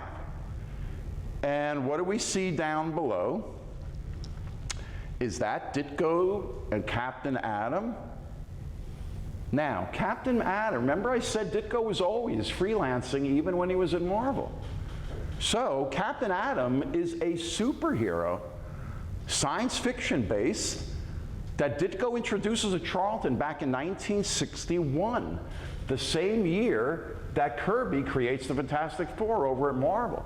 This might have been another reason why Stan Lee felt okay about giving Spider-Man to Ditko, because maybe Ditko said, hey, I can do Spider-Man. Look, I've been doing Captain Atom for a couple years now. See, but in those days, the companies didn't like it when you worked for other people. That's why they used pseudonyms. Ditko never used a pseudonym, so he must have had some agreement with Marvel that, hey, I'll do as much as I can for you, but I'm also doing work for Charles. I mean, I don't know. But the bottom line is, there's Captain Atom in the early 60s. The art was never as good because he didn't ink himself. Other inkers inked him. Steve Ditko is one of the artists who has to ink himself because he's got such a distinctive style. But what does he do after he leaves Marvel? He returns to Captain Atom, who he hadn't done, I think by that time, was he still doing Captain Atom all those years? No. I think he stopped doing Captain Atom when Spider-Man took off. But then he returns in '66 or early '67. And again, I'm not a big fan because he didn't ink himself. He got this other artist, Rocky Monsterio or something. whatever, the income, and I also hated the lettering. You know, again, lettering is the invisible art, but, you know, bad type brings down good art, but that could be, again, a whole another lecture. But you can see that what really intrigued us more than Captain Atom was the all-new Blue Beetle down below. Now, who and what was the Blue Beetle? Well, the Blue Beetle was a 1940s superhero that Charlton owned the rights to and was publishing in 1966 when they started their superhero line in the wake of the Batman TV show. Well, Ditko took one look at Charlton's Blue Beetle and thought it was lousy. And he started to do, on the side, sketches of his own Blue Beetle character. And we all love Ditko's very diagrammatic, very designy, because again, now that they're making superheroes into real people and they need costume designers, well, Ditko was doing realistic costume design and figuring out how a superhero's mechanisms would work decades before anybody did this with American pop culture. Ditko did this full page, again, pinup / poster. There were no posters then, but many of us took this page out and stuck it on our wall. But we all loved all of those little sketches that Ditko probably took from the sketches he had done, because he showed them to Charlton and said, let me do the Blue Beetle. I'll give you a better Blue Beetle. But it must have also worked out for Ditko to do his own Spider-Man, because that's what Blue Beetle was. So the rest of us are like, wow, okay, he's not doing Spider-Man anymore, but man, did we love the Blue Beetle. I think he was short-lived, but how can you not love Ditko's, once again, innovative costume design to get across? I mean, beetles were ugly little objects. Nobody cared about beetles. Even the Beatles weren't about the Beatles. You know, here's the very first story. Did we not love his flying bug? Did he call it the flying bug? Is that what it was called? Yeah, they could have used a better brand name for that. Yeah. But okay, it's the flying bug. But you can again see the beauty in Ditko's Blue Beetle work in how realistic, even though Ditko's not a realistic artist, it's realistic in quotes. There's a realism to Ditko's work that we readers just loved. We ate up stuff like this because Ditko took the time to figure it out. And then when it came to the fight scenes, Ditko hadn't lost a step from his Spider-Man work. Blue Beetle was the next best thing to having Spider-Man. But again, the stories weren't as good as Spider-Man and never really got the time to develop, but they gave him his own comic after those backup appearances in Captain Atom. But then, in the same way we were stunned by the Blue Beetle as the bottom little feature in Captain Atom, who is the question? One of the most intriguing questions you can ask a reader or an audience member. And once again, we were blown away by Ditko's unique costume design and the way he would figure it out and make it work in the real world, gave it a realism within stylization. I mean, are you kidding me? A guy in a business suit with no face, with a hat, orange gloves, but we loved it. But more important than his costume or his, lack of a visual identity was the fact that in the very first story, they're down below in the sewers, and the question, as you can see, kicks the bad guys into the rushing waters. Help, do something, we're caught in the current. Can't hold on much longer. And then the most shocking panels in superhero comics ever. The question goes, so why tell me your problems? But you can swing over on the pipes and pull us out, but hurry. Come on, you have to save us. You must. These were DC Comics hoodlums who were used to superheroes always never letting anybody die, even the bad guys. They always saved him at the last second and brought him to justice. But not Ditko's question. You're both crazy if you think I'd risk my neck to save the likes of you. As far as I'm concerned, you're just so much sewage. And you deserve to be right where you are. You're inhuman. You can't leave us here. You've no right. It's your fault we're here. You must save us. It's your duty. It's duty to whom? Now, this panel was supposedly put in after Ditko handed in the finished story.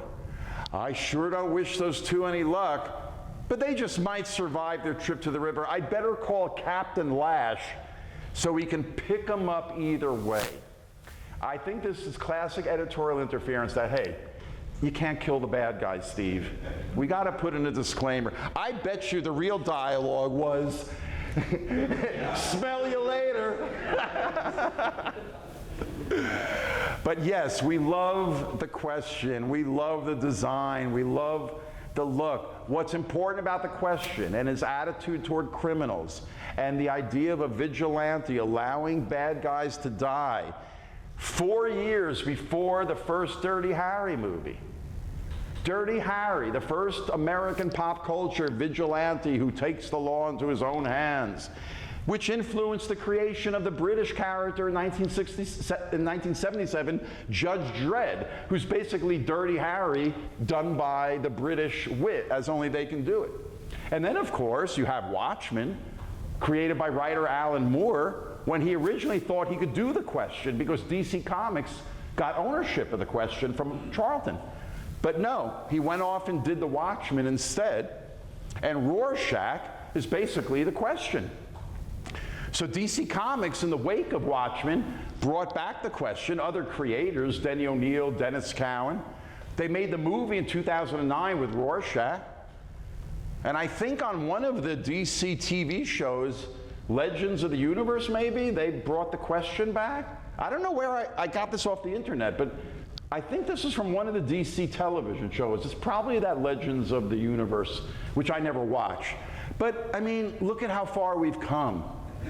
Remember I told you my brother and I used to, lie awake at night dreaming about it? I mean, they're making toys of third-tier characters, but you can see the question is no longer a third-tier character. Now, this idea of the vigilante, of allowing criminals to die and not believing they're due the same rights, where did Ditko get all this from? Of course he got it from Ayn Rand, the famous author who is very controversial, as much hated as she was loved, co-opted by various political parties over time for her ideas about society, about the economy. Her most famous novel from 1957 took her 14 years to write, Atlas Shrugged.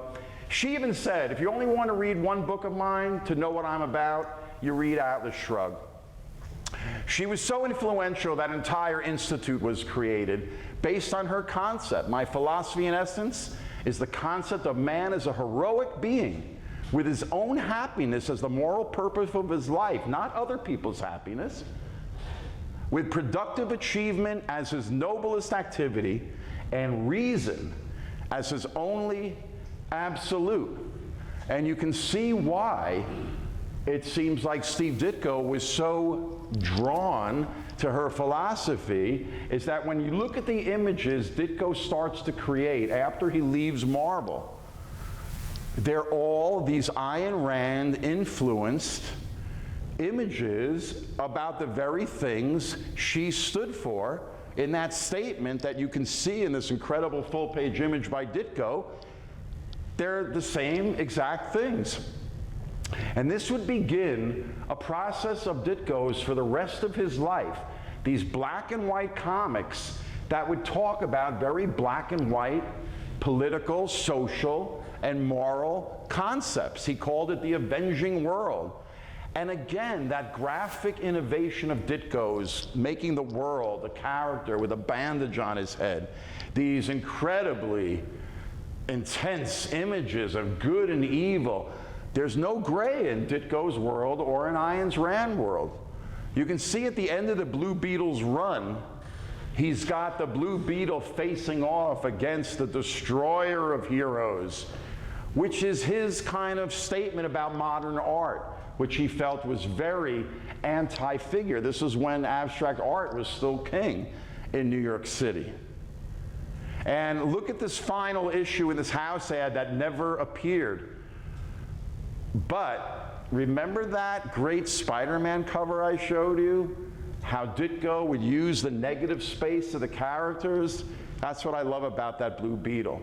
Now, why am I showing you a picture of the great Wally Wood, one of the great comic book artists of all time, who in the 50s was known as the greatest science fiction artist of all time, but also was a great superhero artist, and in the mid-60s, circa 1965, in the wake of the James Bond craze, he's given his own company and free reign to create a whole line of comics that he called the Thunder Agents, which was based on, you know, James Bond. And there's superheroes like Dynamo, or Dynamo as some people say. I said Dynamo. Who said Dynamo? Let's have a show of hands. I say Dynamo, like the word dynamic. Was I the only one, me and my brother? Yes. Everybody else was Dynamo? Okay, I think the judges will accept both, okay? Because, you know, dynamic, Dynamo, right? Okay, we'll talk about that later. You can say whatever you want. The reason why I bring up Wally Wood is that he was friends with Ditko. Ditko respected him. They worked together many times where Wally Wood would ink his work and vice versa. So he does a couple of stories of Dynamo that Wally Wood inks. Now, Wally Wood was very aware in the mid-60s of what was happening with alternative comics. They weren't even called it back then. They were called, this was before even the term underground comics was even created. Robert Crumb is doing self-published work like this. Alternative newspapers are sprouting up in San Francisco in 1964, 5, 6. This is the pre-counterculture, or what would become the counterculture, and Robert Crumb's artwork became so associated with this burgeoning self-published alternative newspaper / comics field. So Wally Wood, very forward-thinking, said, I'm going to do my own take on this. So in 1966, he publishes the first issue of what fans called a prozine. There were fanzines done by fans, but Wally Wood was a pro. And he got artist friends like Steve. You can see by this composite of Wally Wood's work, all the different genres that Wood and the artists that he loved traveled in. Science fiction, fantasy, horror, basically a little bit of everything.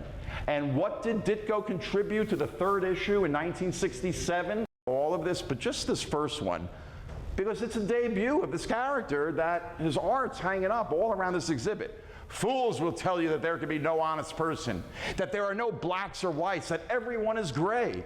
But if there are no blacks or whites, there cannot even be a gray, since grayness is just a mixture of black and white. So when one knows what is black and evil and what is white and good, there can be no justification for choosing any part of evil. Those who do so choose are not gray, but black and evil, and they will be treated accordingly. And once again, you can see in these very first Mr. A images all of these themes of these black and white world and good and evil. And Mr. A is a more severe version of the question. He knew, he created Mr. A before the question, but he knew Charlton would never allow him to publish Mr. A. So the question is a little bit more of a kind of mainstreamed version of Mr. A. But look in this very first story. Let me go back. A social worker has been stabbed by her client, that teenager who's hanging from the flagpole. By the time Mr. A confronts her, by the way, another great design. It's just a blank white mask. You can't even see his eyes. And what does he do?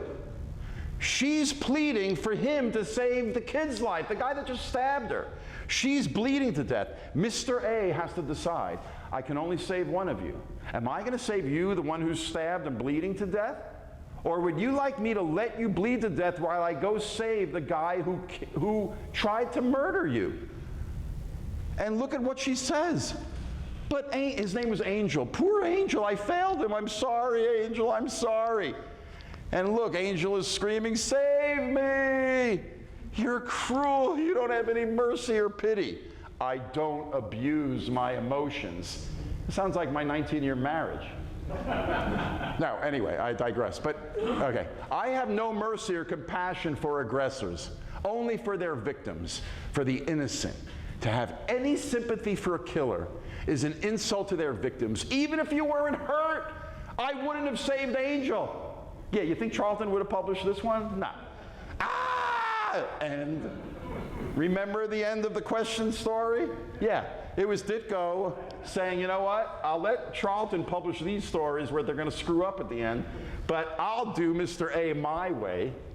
And over the next couple of years, and then for the rest of his life, Ditko would return, sometimes in just single-page statement images, or whatever you want to call these, little treatises, many of the art is hanging up again in this beautiful exhibit.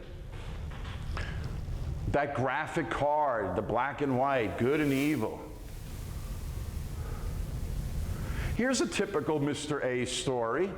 Very graphic, very stylized. The guy is treading the path, and look, maybe I'll just go over to the evil side. I'll walk that line. Yeah, haven't we all been in this place in our lives? Many of us are still in this place or heading to this place. You know what I mean? We can all identify with being one of these poor saps that falls down into that black hole of life. Now, as a graphic designer, I'd say, Steve, I love you, man, but come on. When you design type, you need variation in weight. You got to italicize some words for emphasis. But you see, when you don't have an editor, when you're all alone doing your work, you end up doing stuff like this. Bad type brings down great art. But who's going to tell that to Steve Ditko? But you can see how it was becoming more and more difficult for even those of us who love Ditko. It's pretty hard to read this. And yet, that's the way Ditko wanted us to read it. Here's one of his greatest Mr. A images. A double-page spread wraparound cover, which meant the first half on the right is the front cover, and that's the back. Printed in color. This was a fanzine called The Collector. This is circa 1973. Here's another typical Mr. A story that really shows you, once again, a lot of dense type, but some of Ditko's best post-Marvel artwork is in these Mr. A stories with incredibly detailed backgrounds, beautiful inking. Look at his delineation, the cross-hatching, the rain. There's a lot of beauty. The use of what's called zipatone, which is acetate with dots printed on it to give that gradation of black to gray, giving it that shadow. And then in 1968, Ditko gives us one of his single greatest issues, the only full-page, full-length question story, only one issue of Mystery Spheres, and it's all about the identity of the question is he's a newspaper crusading journalist named Vic Sage. Now, once again, this is called bad type. It's hard to read. A great typesetter would take that type and again give you, the reader, variation, emphasis. Ditko doesn't do that in his later works, and I think it really takes down his work. But it's overcome by the great concept that Ditko is wrestling with about standing alone is what defines a hero. And I've called this panel one of Ditko's greatest single panels because it's exactly what his life and career were about. The more you learn about Ditko through this exhibit while you're here, and in the books and in the articles that you can read, you will learn that this is how Ditko stood for his whole career. These are people going, why don't you go back to Marvel and draw Spider-Man? Why don't you give us what we want? Who do you think you are, not doing what we want you to do? And yes, that's why I believe that image is not only about everything the question was about, and this image is in direct contrast to what he was doing at Marvel. He was fed up with Spider-Man being a neurotic. Oh, why me? Oh, nobody loves me. He kept thinking that's not what a hero is, but that's what Stan Lee wanted. And I think Ditko was sick of it, and the minute he leaves Marvel, he gives us these concepts of heroes. And he does return to DC in '68. In the middle of the most complex, difficult year in American history, of the height of the Vietnam War protesting, of all the assassinations, Ditko gives us the hawk and the dove. In this world, those who seek justice often walk different paths, the tough and the tame, the challenger and the challenged. This is our tale, a tale of two brothers.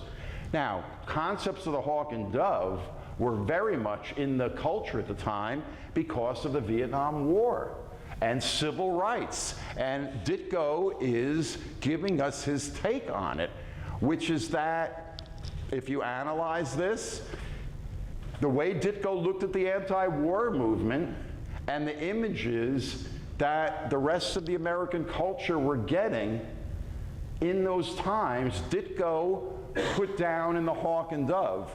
So one brother represented the pro-Vietnam, more conservative, Republican right wing, and he represents the more liberal left-wing counterculture of, you know, we have to talk peace, we shouldn't make war, and these were the issues which, by the way, we're still dealing with 50 years later. And then Ditko, who didn't really believe in supernatural stuff other than Dr. Strange, which is not really supernatural, but he gets some mystical deity to give the brothers superpowers. So Don, the hawk, or Dave, whatever his name was, he becomes the hawk, and the peacenik becomes the dove. And I forget what their superpowers were. Accelerated strength? Could they fly? I don't know. But, you know, remember I told you me and my brother used to stay up at night, except we weren't having arguments like this. We were talking about who's better, Jack Kirby or Neil Adams, you know. But I love the brothers going to sleep at the end. Good night, baby. Good night, sadist. Bleeding heart, witless barbarian, sissy, bully, weeper, thug. Okay, you get it, right? Here's a house ad for the first issue. And you gotta love, again, Ditko had a jaundiced eye when looking at psychedelic culture that was emerging in America in 1967, 68. Look at the villains with their psychedelic costumes. But classic Ditko action, you know, we all dug the Hawk and Dove because we loved whatever Ditko did, we loved because we loved Ditko. And we loved him doing superheroes. So, you know, Hawk and Dove was interesting, but it only lasted 2 or 3 issues. By issue 3, the great Gil Kane took over. What was going on? Well, it turns out, and we didn't find this out at the time, years later, Ditko came down with tuberculosis, of all things, and literally had to drop out of doing comics for about, I don't know, a year or so. But all of a sudden, Hawk and Dove ends. But meanwhile, the characters go on at DC Comics. In 1970, they meet up with the Teen Titans. In the 80s, DC Comics brought them back. Almost every decade, they do another version of Hawk and Dove. They've even animated Hawk and Dove on, you know, the Bruce Timm style of modern Warner Brothers animation. They've even done Hawk and Dove in live action, again, on this DC, I think the Legends of the DC, whatever it's called, Legends of the Universe. And notice they made the piece, notice now it's a sister or whatever she is. I don't know what she is, sister? But notice she's the dove, right?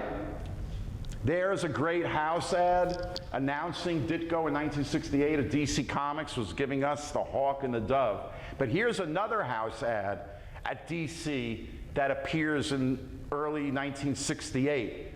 And we were all wondering, what the hell is the creeper? Steve Ditko strikes again, and right away we're going, okay, it's not Spider-Man, but he's got the kind of body language of Spider-Man. And sure enough, just the same time that Hawk and Dove debuts, we get in the spring of '68, Ditko's character for DC called the Creeper. And once again, we can immediately see, okay, it's kind of like Spider-Man. He's got the same kind of, spider-like movements. And, he's got a whole story. Like Vic Sage, he's a TV journalist, and somehow that gets him insights into crimes. And here's the first story. Interesting that whether Ditko decided this or the DC production department, but coloring the panel borders, the spaces in between a color was kind of weird. But once again, if you look at his great Spider-Man pages and the fight scenes that he was known for, you can see that in the Creeper. One of my favorite comic book covers of all time, one of my favorite Ditko covers, coming 3 years after this other watery classic. Remember this one? And then we get, once again, I think this was Ditko's last issue, or maybe he just does the cover of this issue, but not the interiors. Gil Kane again takes over because of, we found out years later, was Ditko's tuberculosis. He does return to DC in the 70s and does this one-off Creeper special, and you can see that, okay, I gotta fix that. Oops, sorry. He's even been also animated in the Bruce Timm Batman universe. The Batman animated series, if you've never seen it, it ran for 5 seasons, greatest animated version of Batman ever. And at the tail end of the series, Bruce Timm brings back the Creeper. And once again, you can see that DC Comics has revived the Creeper because they own the concept, they own the character. Ditko was a freelance, worked for hire, but every decade you can see, 10 years ago, they bring the Creeper back as a woman. And then I think the most recent iteration, he's back to being very much like Ditko. Somebody asked me, Arlen, why don't you have Shade the Changing Man in your presentation? Oh, he was so significant, da, da, da. I said, listen, I already am running, a 90-minute lecture. It's like, there's only so much I can do. But suffice to say, in the mid-'70s, while he's doing stuff for DC, he gives them this really odd character. He's got a weird vest, some kind of cockamamie science fiction concept, and but you see, once again, only Ditko, the graphic stylist, would come up with these very bizarre, innovative, at first a little tough to look at or take, but you had to love it because only Ditko would come up with ideas like that. And yet, if you go back to his earlier work, there it is, from, 17 years earlier, maybe. And DC Comics still uses Shade the Changing Man. In the hands of other creators, the character has become something else. But it just shows you that, all Ditko did was, Spider-Man, Dr. Strange. What else did he do that was so successful? Well, how do you measure success? You measure success in the fact that if those concepts are still being used, that's called standing the test of time. That's how you define art. Out of nowhere in 1977, that's a Jim Aparo cover. That's not Ditko, but Ditko decides to give us his version of Batman. Are you kidding? You talk about wish fulfillment? And look at his Batman. He never shows the full face. Every time he shows Batman, it's only this incredibly stylized, totally in the shadows face. Now, modern comic artists are doing this with Batman. Who did it first? Ditko. When he would give DC Comics a cover like this, with those laughing faces. Ditko had been doing that graphically for decades. And all through the rest of his career, post-Marvel, till he died, Ditko would return every now and then to doing a color comic here and there that would feature these classic motifs. I mean, that's as much Doctor Strange as anything else. I think just to show the readers, hey, I know you want me to do Doctor Strange, but I'm not going to do Doctor Strange. I'll give you this, okay? Can you get off my back for at least 6 months, maybe? But look at how this also harmonizes with what he was still always doing in his own black and white self-published comics, these treatises, these incredibly innovative, graphic, tough to read, like little kind of horror stories of the human condition as Ditko saw it. And when you take the time, it's again this black and white and the path. You know, this is almost like Bosch's version of hell from the fine art world, or Dante's, whatever you want to call it. Every now and then, Ditko would do one of these stories for some publication, some little independent comic, but you can see that his innovative use of black and white, his graphic concepts, very three-dimensional. You could almost see this as an animated film. It would be beautiful, right? And the way it ends. And he would always return to Mr. A. Whether in this was a gift to the great fan Tom Fagan, who ended up doing those Halloween parades in the 60s that became famous pre-comic book convention type of events. But that's Ditko's gift to Tom Fagan. And every now and then, all through the 70s, 80s, 90s, Ditko would come out with a Mr. A thing, and we loved it, you know. Sometimes he would even have Mr. A in color, showing the dichotomy of the all-white character with the colored background. This is an incredible dialogueless, captionless Mr. A story. One of the greatest things Ditko ever did in terms of Mr. A or in terms of his whole career. But look at how the story ends with the kind of devilish bad guy burning to death in the church. I mean, we could really spend a lot of time, you know, decoding every one of these panels.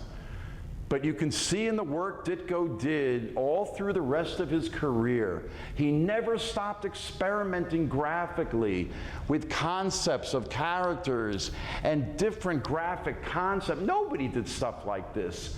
Only Ditko. So even if sometimes the stories were a little hard to read because, okay, it wasn't about the stories really, it was still about loving this guy's incredible graphic innovations.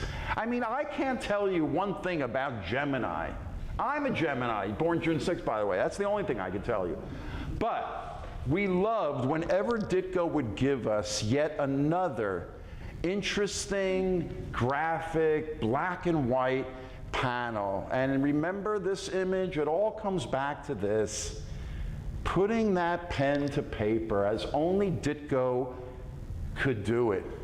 You know, nowadays, I think out on exhibit is this giant, you know, tabloid-size hardcover version of Ditko's greatest hits of Spider-Man. I mean, are you kidding? Remember this? It's now the size of the original art Ditko drew. In comic book terms, this is called a must-have double bag item with hyphens between every one of those words.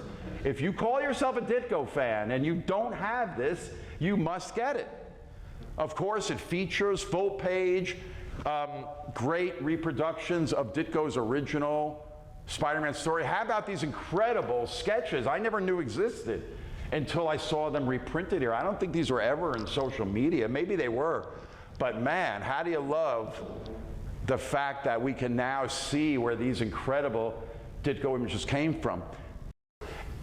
In comic terms, this is called a must-have double bag item with hyphens between every one of those words. If you call yourself a Ditko fan and you don't have this, you must get it. Of course, it features full-page Great reproductions of Ditko's original Spider-Man story. How about these incredible sketches I never knew existed until I saw them reprinted here? I don't think these were ever in social media. Maybe they were. But man, how do you love the fact that we can now see where these incredible Ditko images came from. The great Craig Yo put out with IDW a book of all the Marvel pinups from the 60s. And look at the image he chose for the cover. There's even independent publications that are must-have double bag items, like this one, where somebody published, I mean, I don't know if you as a family member are behind this, but somebody published all of Ditko's letters that they had or something. Oh, fancy. Right? Again, it's just, it's something that I just saw on social media, you know, like $9.99, I don't know, but again, and that's not a piece of real Ditko work, but I think it's from a fanzine that the guy traced or something. But Marvel itself has done well in keeping Ditko's great Marvel work in print. You can now get the complete Doctor Strange in a beautiful hardcover. It's been packaged under different collections based on Ditko's own pinups.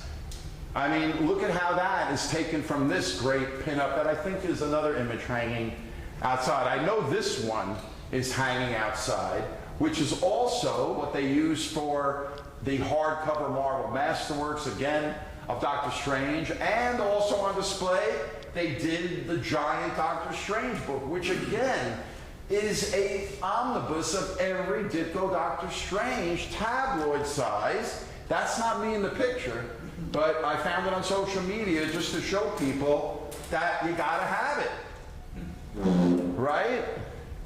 And look at how Doctor Strange is being packaged and licensed by Marvel. All those beautiful, amazing adult fantasies are in an omnibus hardcover. I mean, yeah, the newsprint originals are still better. The printing is better. The coloring is better. But come on, who can afford all that unless you're rich?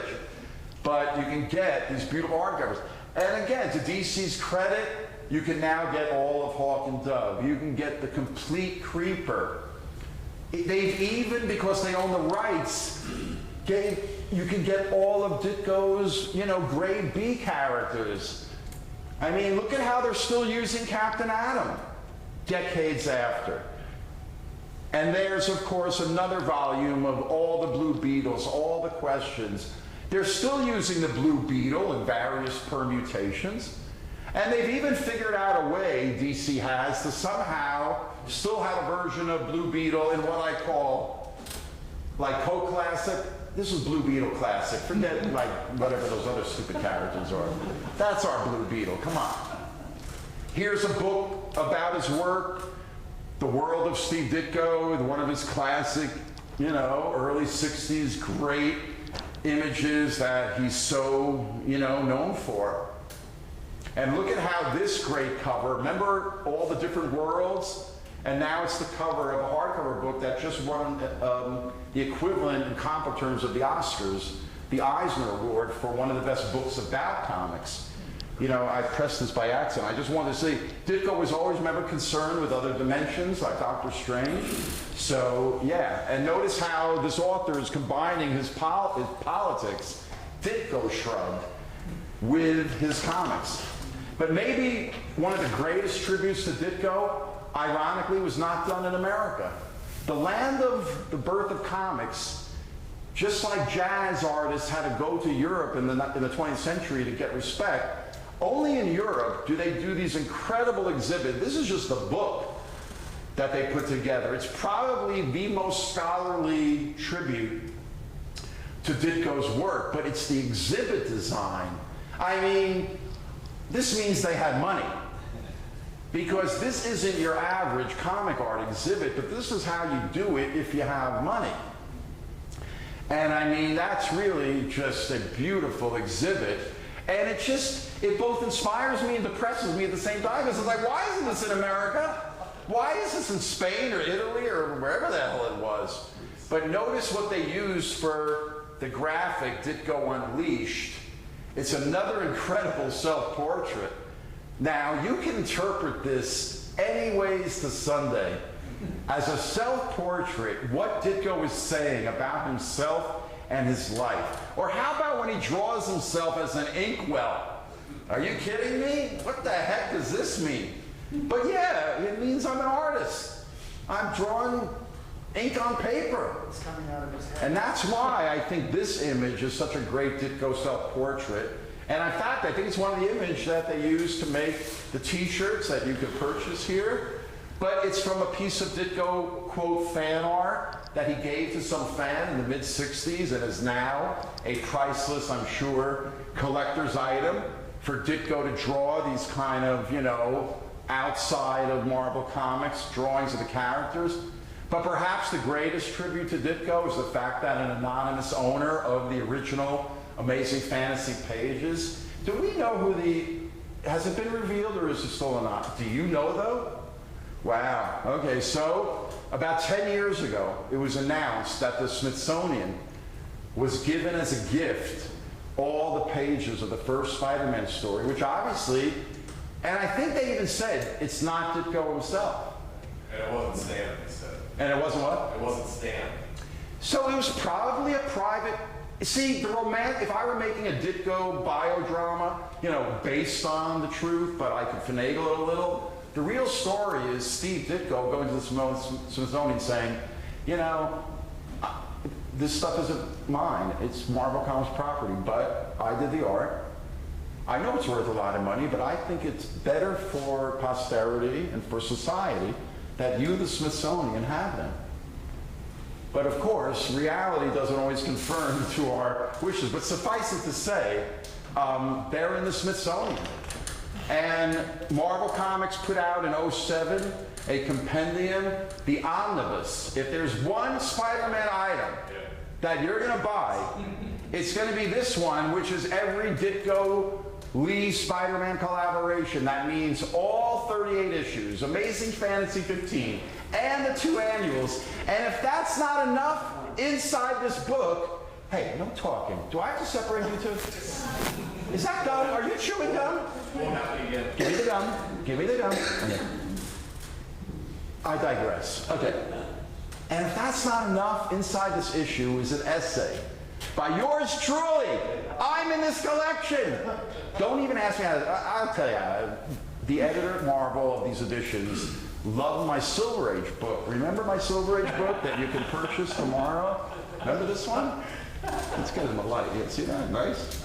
Anyway, he loved my book, and he asked me to write an essay. And to say I was honored beyond belief, to know that my pithy words are included in the must-have double bag item of all Spider-Man must-have double bag items, is a real honor. And I can't think of a better way to end this presentation with that, ladies and gentlemen, The Strange Worlds of Steve Ditko. Thank you.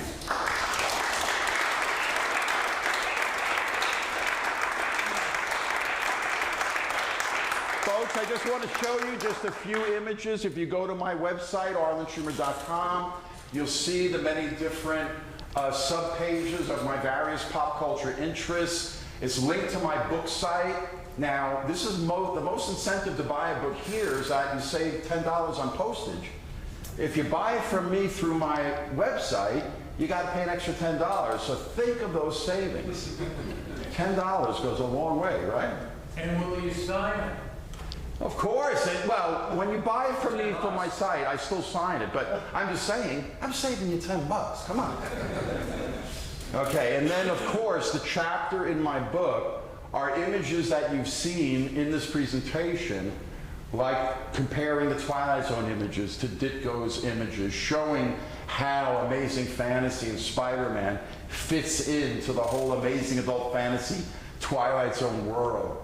My layout showing you these comparisons between DC and Marvel and why Spider-Man was different. Remember I told you how much I love that image? It's a full page in my book.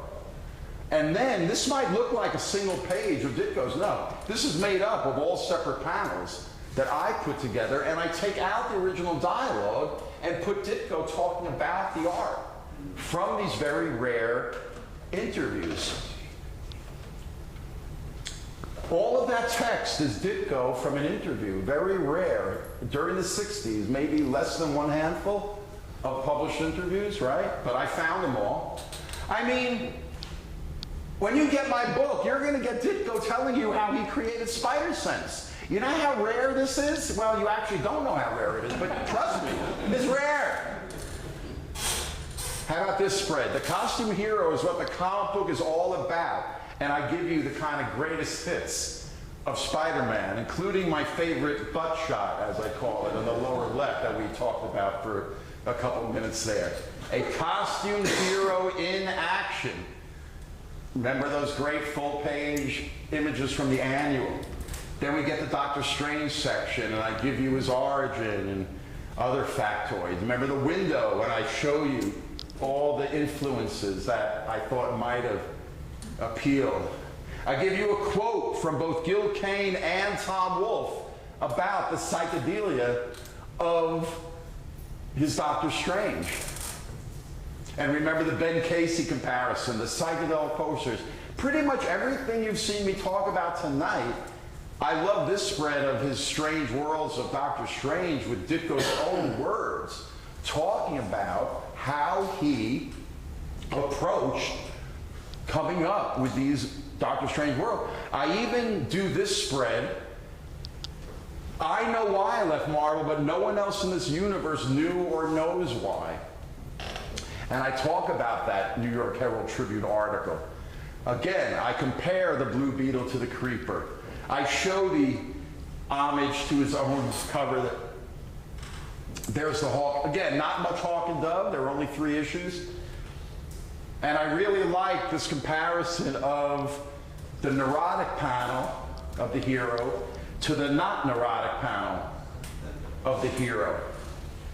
And then maybe even beyond getting asked to write an essay in that Spider-Man Omnibus was this fax that I got from my publisher when the first edition of the book came out, and all the artists involved were given a copy, who were still alive, were given a copy of my book. Imagine me getting this fax one day. Remember fax machines, by the way? Anybody slept? But imagine getting, you know how rare it is? What did I say was rare before? Something was very rare. Whatever that was, this is even rarer. To get Ditko to write Mark, how rare is this? They're not out there. Okay. And all I'll say to end this presentation is, after I got this, I went up to Ditko's office for the first time in my life. I said, I'm going to do it. People have done it before me. They've all failed. I will go up there and succeed. Meaning, I will go up to Ditko's office. Remember, he was hiding in plain sight, 51st and Broadway. I decided in January of 04 to go up. It was a Thursday. I chose a Thursday. I figured, listen, if he's not there, I'll spend the day in the city. I'll go have lunch. I'll have fun. So I knock on the door, and I wanted to give him a hardcover because my publisher only gave them the softcover edition. I wanted to give Ditko a hardcover of my book to thank him. I knocked on the door, and sure enough, Ditko opened the door. And right away, he looked like one of his characters come to life with the Coke bottle glasses, like the mad scientist sort of look. You know, but it was Ditko. And he starts talking to me, and I immediately tell him why I'm there, because I've heard the stories. He slams the door in people's faces. And I immediately showed him my book, and I said, Mr. Ditko, I'm here to give you a hardcover copy to thank you. And I must have also had the letter, like in my hand. I was like, officer, don't shoot me. You know, like here, you know. And immediately he started talking to me. He did not slam the door in my face. And what if I told you, I know this sounds hard to believe, I still can't believe it, but I spent the next 2 hours talking to Ditko in his hallway with him half in and half out the door because he told me, he goes, Arlen, I'd let you in, but I don't let fans in anymore because a couple of years ago a fan brought in a spy camera and took pictures of my studio. And I'm thinking to myself, thank you, anonymous fan, for ruining it for the rest of us. But I spent the next 2 hours in 2004. I don't really remember everything I said because I think I was having a Doctor Strange ectoplasmic out-of-body experience that I was talking to Steve Ditko for 2 hours. But I tried every argumentative debate tactic to get him to tell his side of the story. about how did you create Spider-Man, and what about Stan Lee, and he's lying, and da-da. And I tried what about history, Mr. Ditko? Do it for the truth. You know, I know you all of your Ayn Rand stuff. It's like, what about, you know, honesty and the truth? And everything I tried, like an expert fencer, he would parry every one of my thrusts that I tried, you know, verbally. And it lasted 2 hours.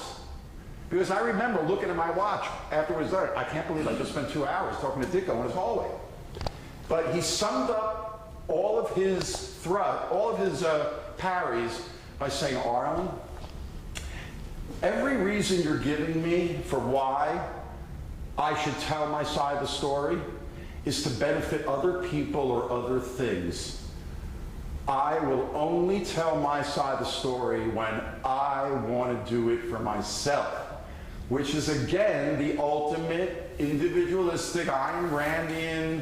Remember the Vic Sage said, why don't you tell the truth? That's what I was basically doing. And he was like Vic Sage, just standing there. Everything was bouncing off him like Superman. That was 2004, right? I think it took 11 years for it to sink in, because in 2015, Ditko does decide to self-publish out of nowhere, literally 3 years before he dies. He gives us the answer to what fans for 50, by the way, exactly 50 years after he left Marvel, in 1965, think about it, he waited 50 years to publish why he left Marvel. So, I also run a Silver Age Facebook group, so friend me. I run one on Jack Kirby. I run one on Neil Adams. My biggest influence on my own illustration, doing comic book style art, but for advertising and magazines. And one of my specialties is what I call finding your inner superhero, where I maintain the photographic likeness, but I also add the kind of look of comics with the black line. And yes, there in the corner is my memorial image for Ditko after he passed away. And you can see that I did it in homage to that illustrator I had just learned about, Coles Phillips. This is one of the images hanging up in the exhibition. But, you know, I don't know what you're doing with the auction, but if you can't buy in the auction, I think, you can buy it from my site, which is called popcultureman.com. It's linked from my website. It's got posters of many of my images, including this Ditko image, which I'm wearing, of course, which is also out there on exhibit. And it's my homage to Ditko, the master of black and white.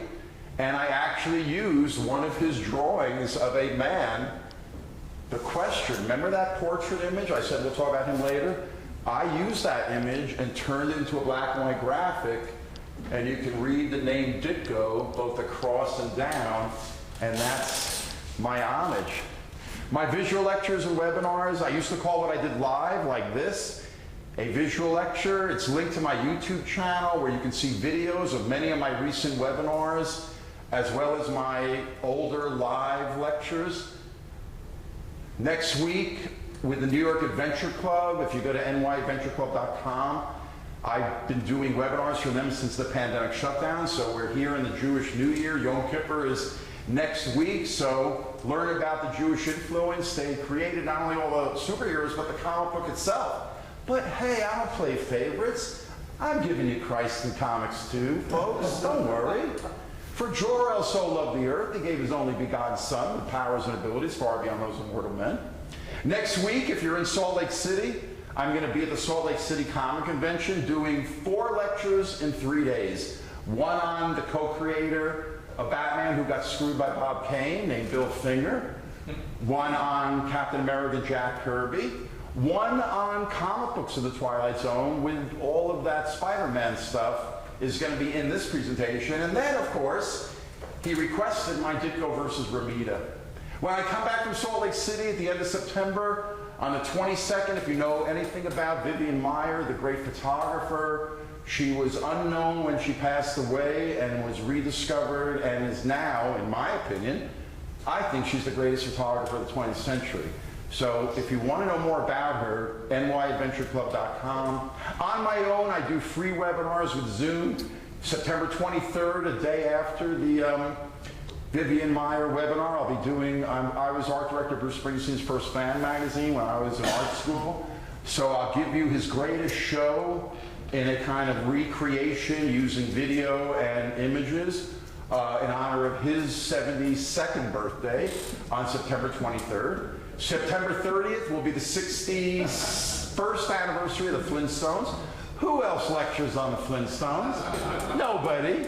I give you anatomy of a pop culture classic. If you go to my website, there's an events blog. All the information for all of my webinars, the free ones, the ones with New York Adventure Club, if I'm doing something live, are all there. So again, ladies and gentlemen, thanks for sticking it out. As long as it's been, I hope it's been fun, as much for you as it is for me to deliver it. So if you're still up for any Q&A or whatever you want to do, if that's we want to break, or I don't know, Matthew? Anybody's got questions? Have I totally, you know, muzzled you into submission? Is everybody just dumbstruck? Come on. Oh, by the way, we were talking about this. Maybe Marvel, maybe there's 5 items of Steve Ditko merchandising that you can buy. I'm telling you, I don't think there's more than one handful. I know you think there's 2 handfuls, Joe. Yeah. Because when he was there, by the time they started merchandising, it was 1965, he left a year later, there was a t-shirt which was hanging out in the exhibit, that big poster hanging out in the exhibit. 10 years ago, Chronicle Books published a little notebook, and are you kidding me? I almost had a heart attack when I saw this. This is one of the only pieces of merchandising of Spider-Man, because once he left and John Romita came on, it was everything was Romita Spider-Man. All the merchandising since 1966 is Romita. But out of the blue, and you know what? I think some art director Chronicle Books was saying, today you gotta give us a notebook with Spider-Man. I bet you he was a Ditko fan. He said, you know what? I'm gonna stick a Ditko on there and see if it'll get passed. And guess what? It got passed. But this is, I'll have this at my table tomorrow if you want. And inside, there's beautiful Ditko, like water prints. I mean, it's the only Ditko thing, object of its type. Okay, any questions? The man in the mask. I'm just curious. I'm a little hard of hearing, so you might have to... So I'm just curious how you got started doing this and lecturing on comic history. Okay, you're going to have to translate because I'm hard of hearing. He wants to know how you got started lecturing. How I got started lecturing? Yeah, comic history. How did you? My first lecture about comics was 1992 for the Art Directors Club in Manhattan. And they had speakers' luncheons. And as a freelance artist, you're always looking to get yourself out there. And I had to sit and think, like, gee, what should I do for the Art Directors Club? And I came up with something called Superhero to Antihero, which was about comic art 1960s. It's what became my book 11 years later, The Silver Age of Comic Art. And the idea for those, in 1992, I resurrected from my degree project at Rhode Island School of Design from 1979-80, which I actually never did. I went in a different direction. But those ideas that are in my book, that many of which I've shown you, those are ideas I've had since 1979. I'm a frustrated actor. I think the biggest mistake in my life I made was becoming an artist. You know what I mean? Boy, no laughter for that. That really hit too hard. Yeah, I should have been an actor. But I'm a frustrated performer, so I like lecturing because it gives me a chance. Because you talk about performers, why they love Broadway more than films. Because when they're doing films, there's only the crew standing around and they're not clapping, you know? And they love Broadway because they get that instant feedback. And I love lecturing because it's really a form of teaching for me. And, you know, so that's why I love doing it. You know, this is really only my second live lecture post-pandemic. I did something in New York City in June, and then Salt Lake City next week. So hopefully things will open up again, depending on the Delta variant and whatever, but I'm hoping, you know, that live lectures pick up.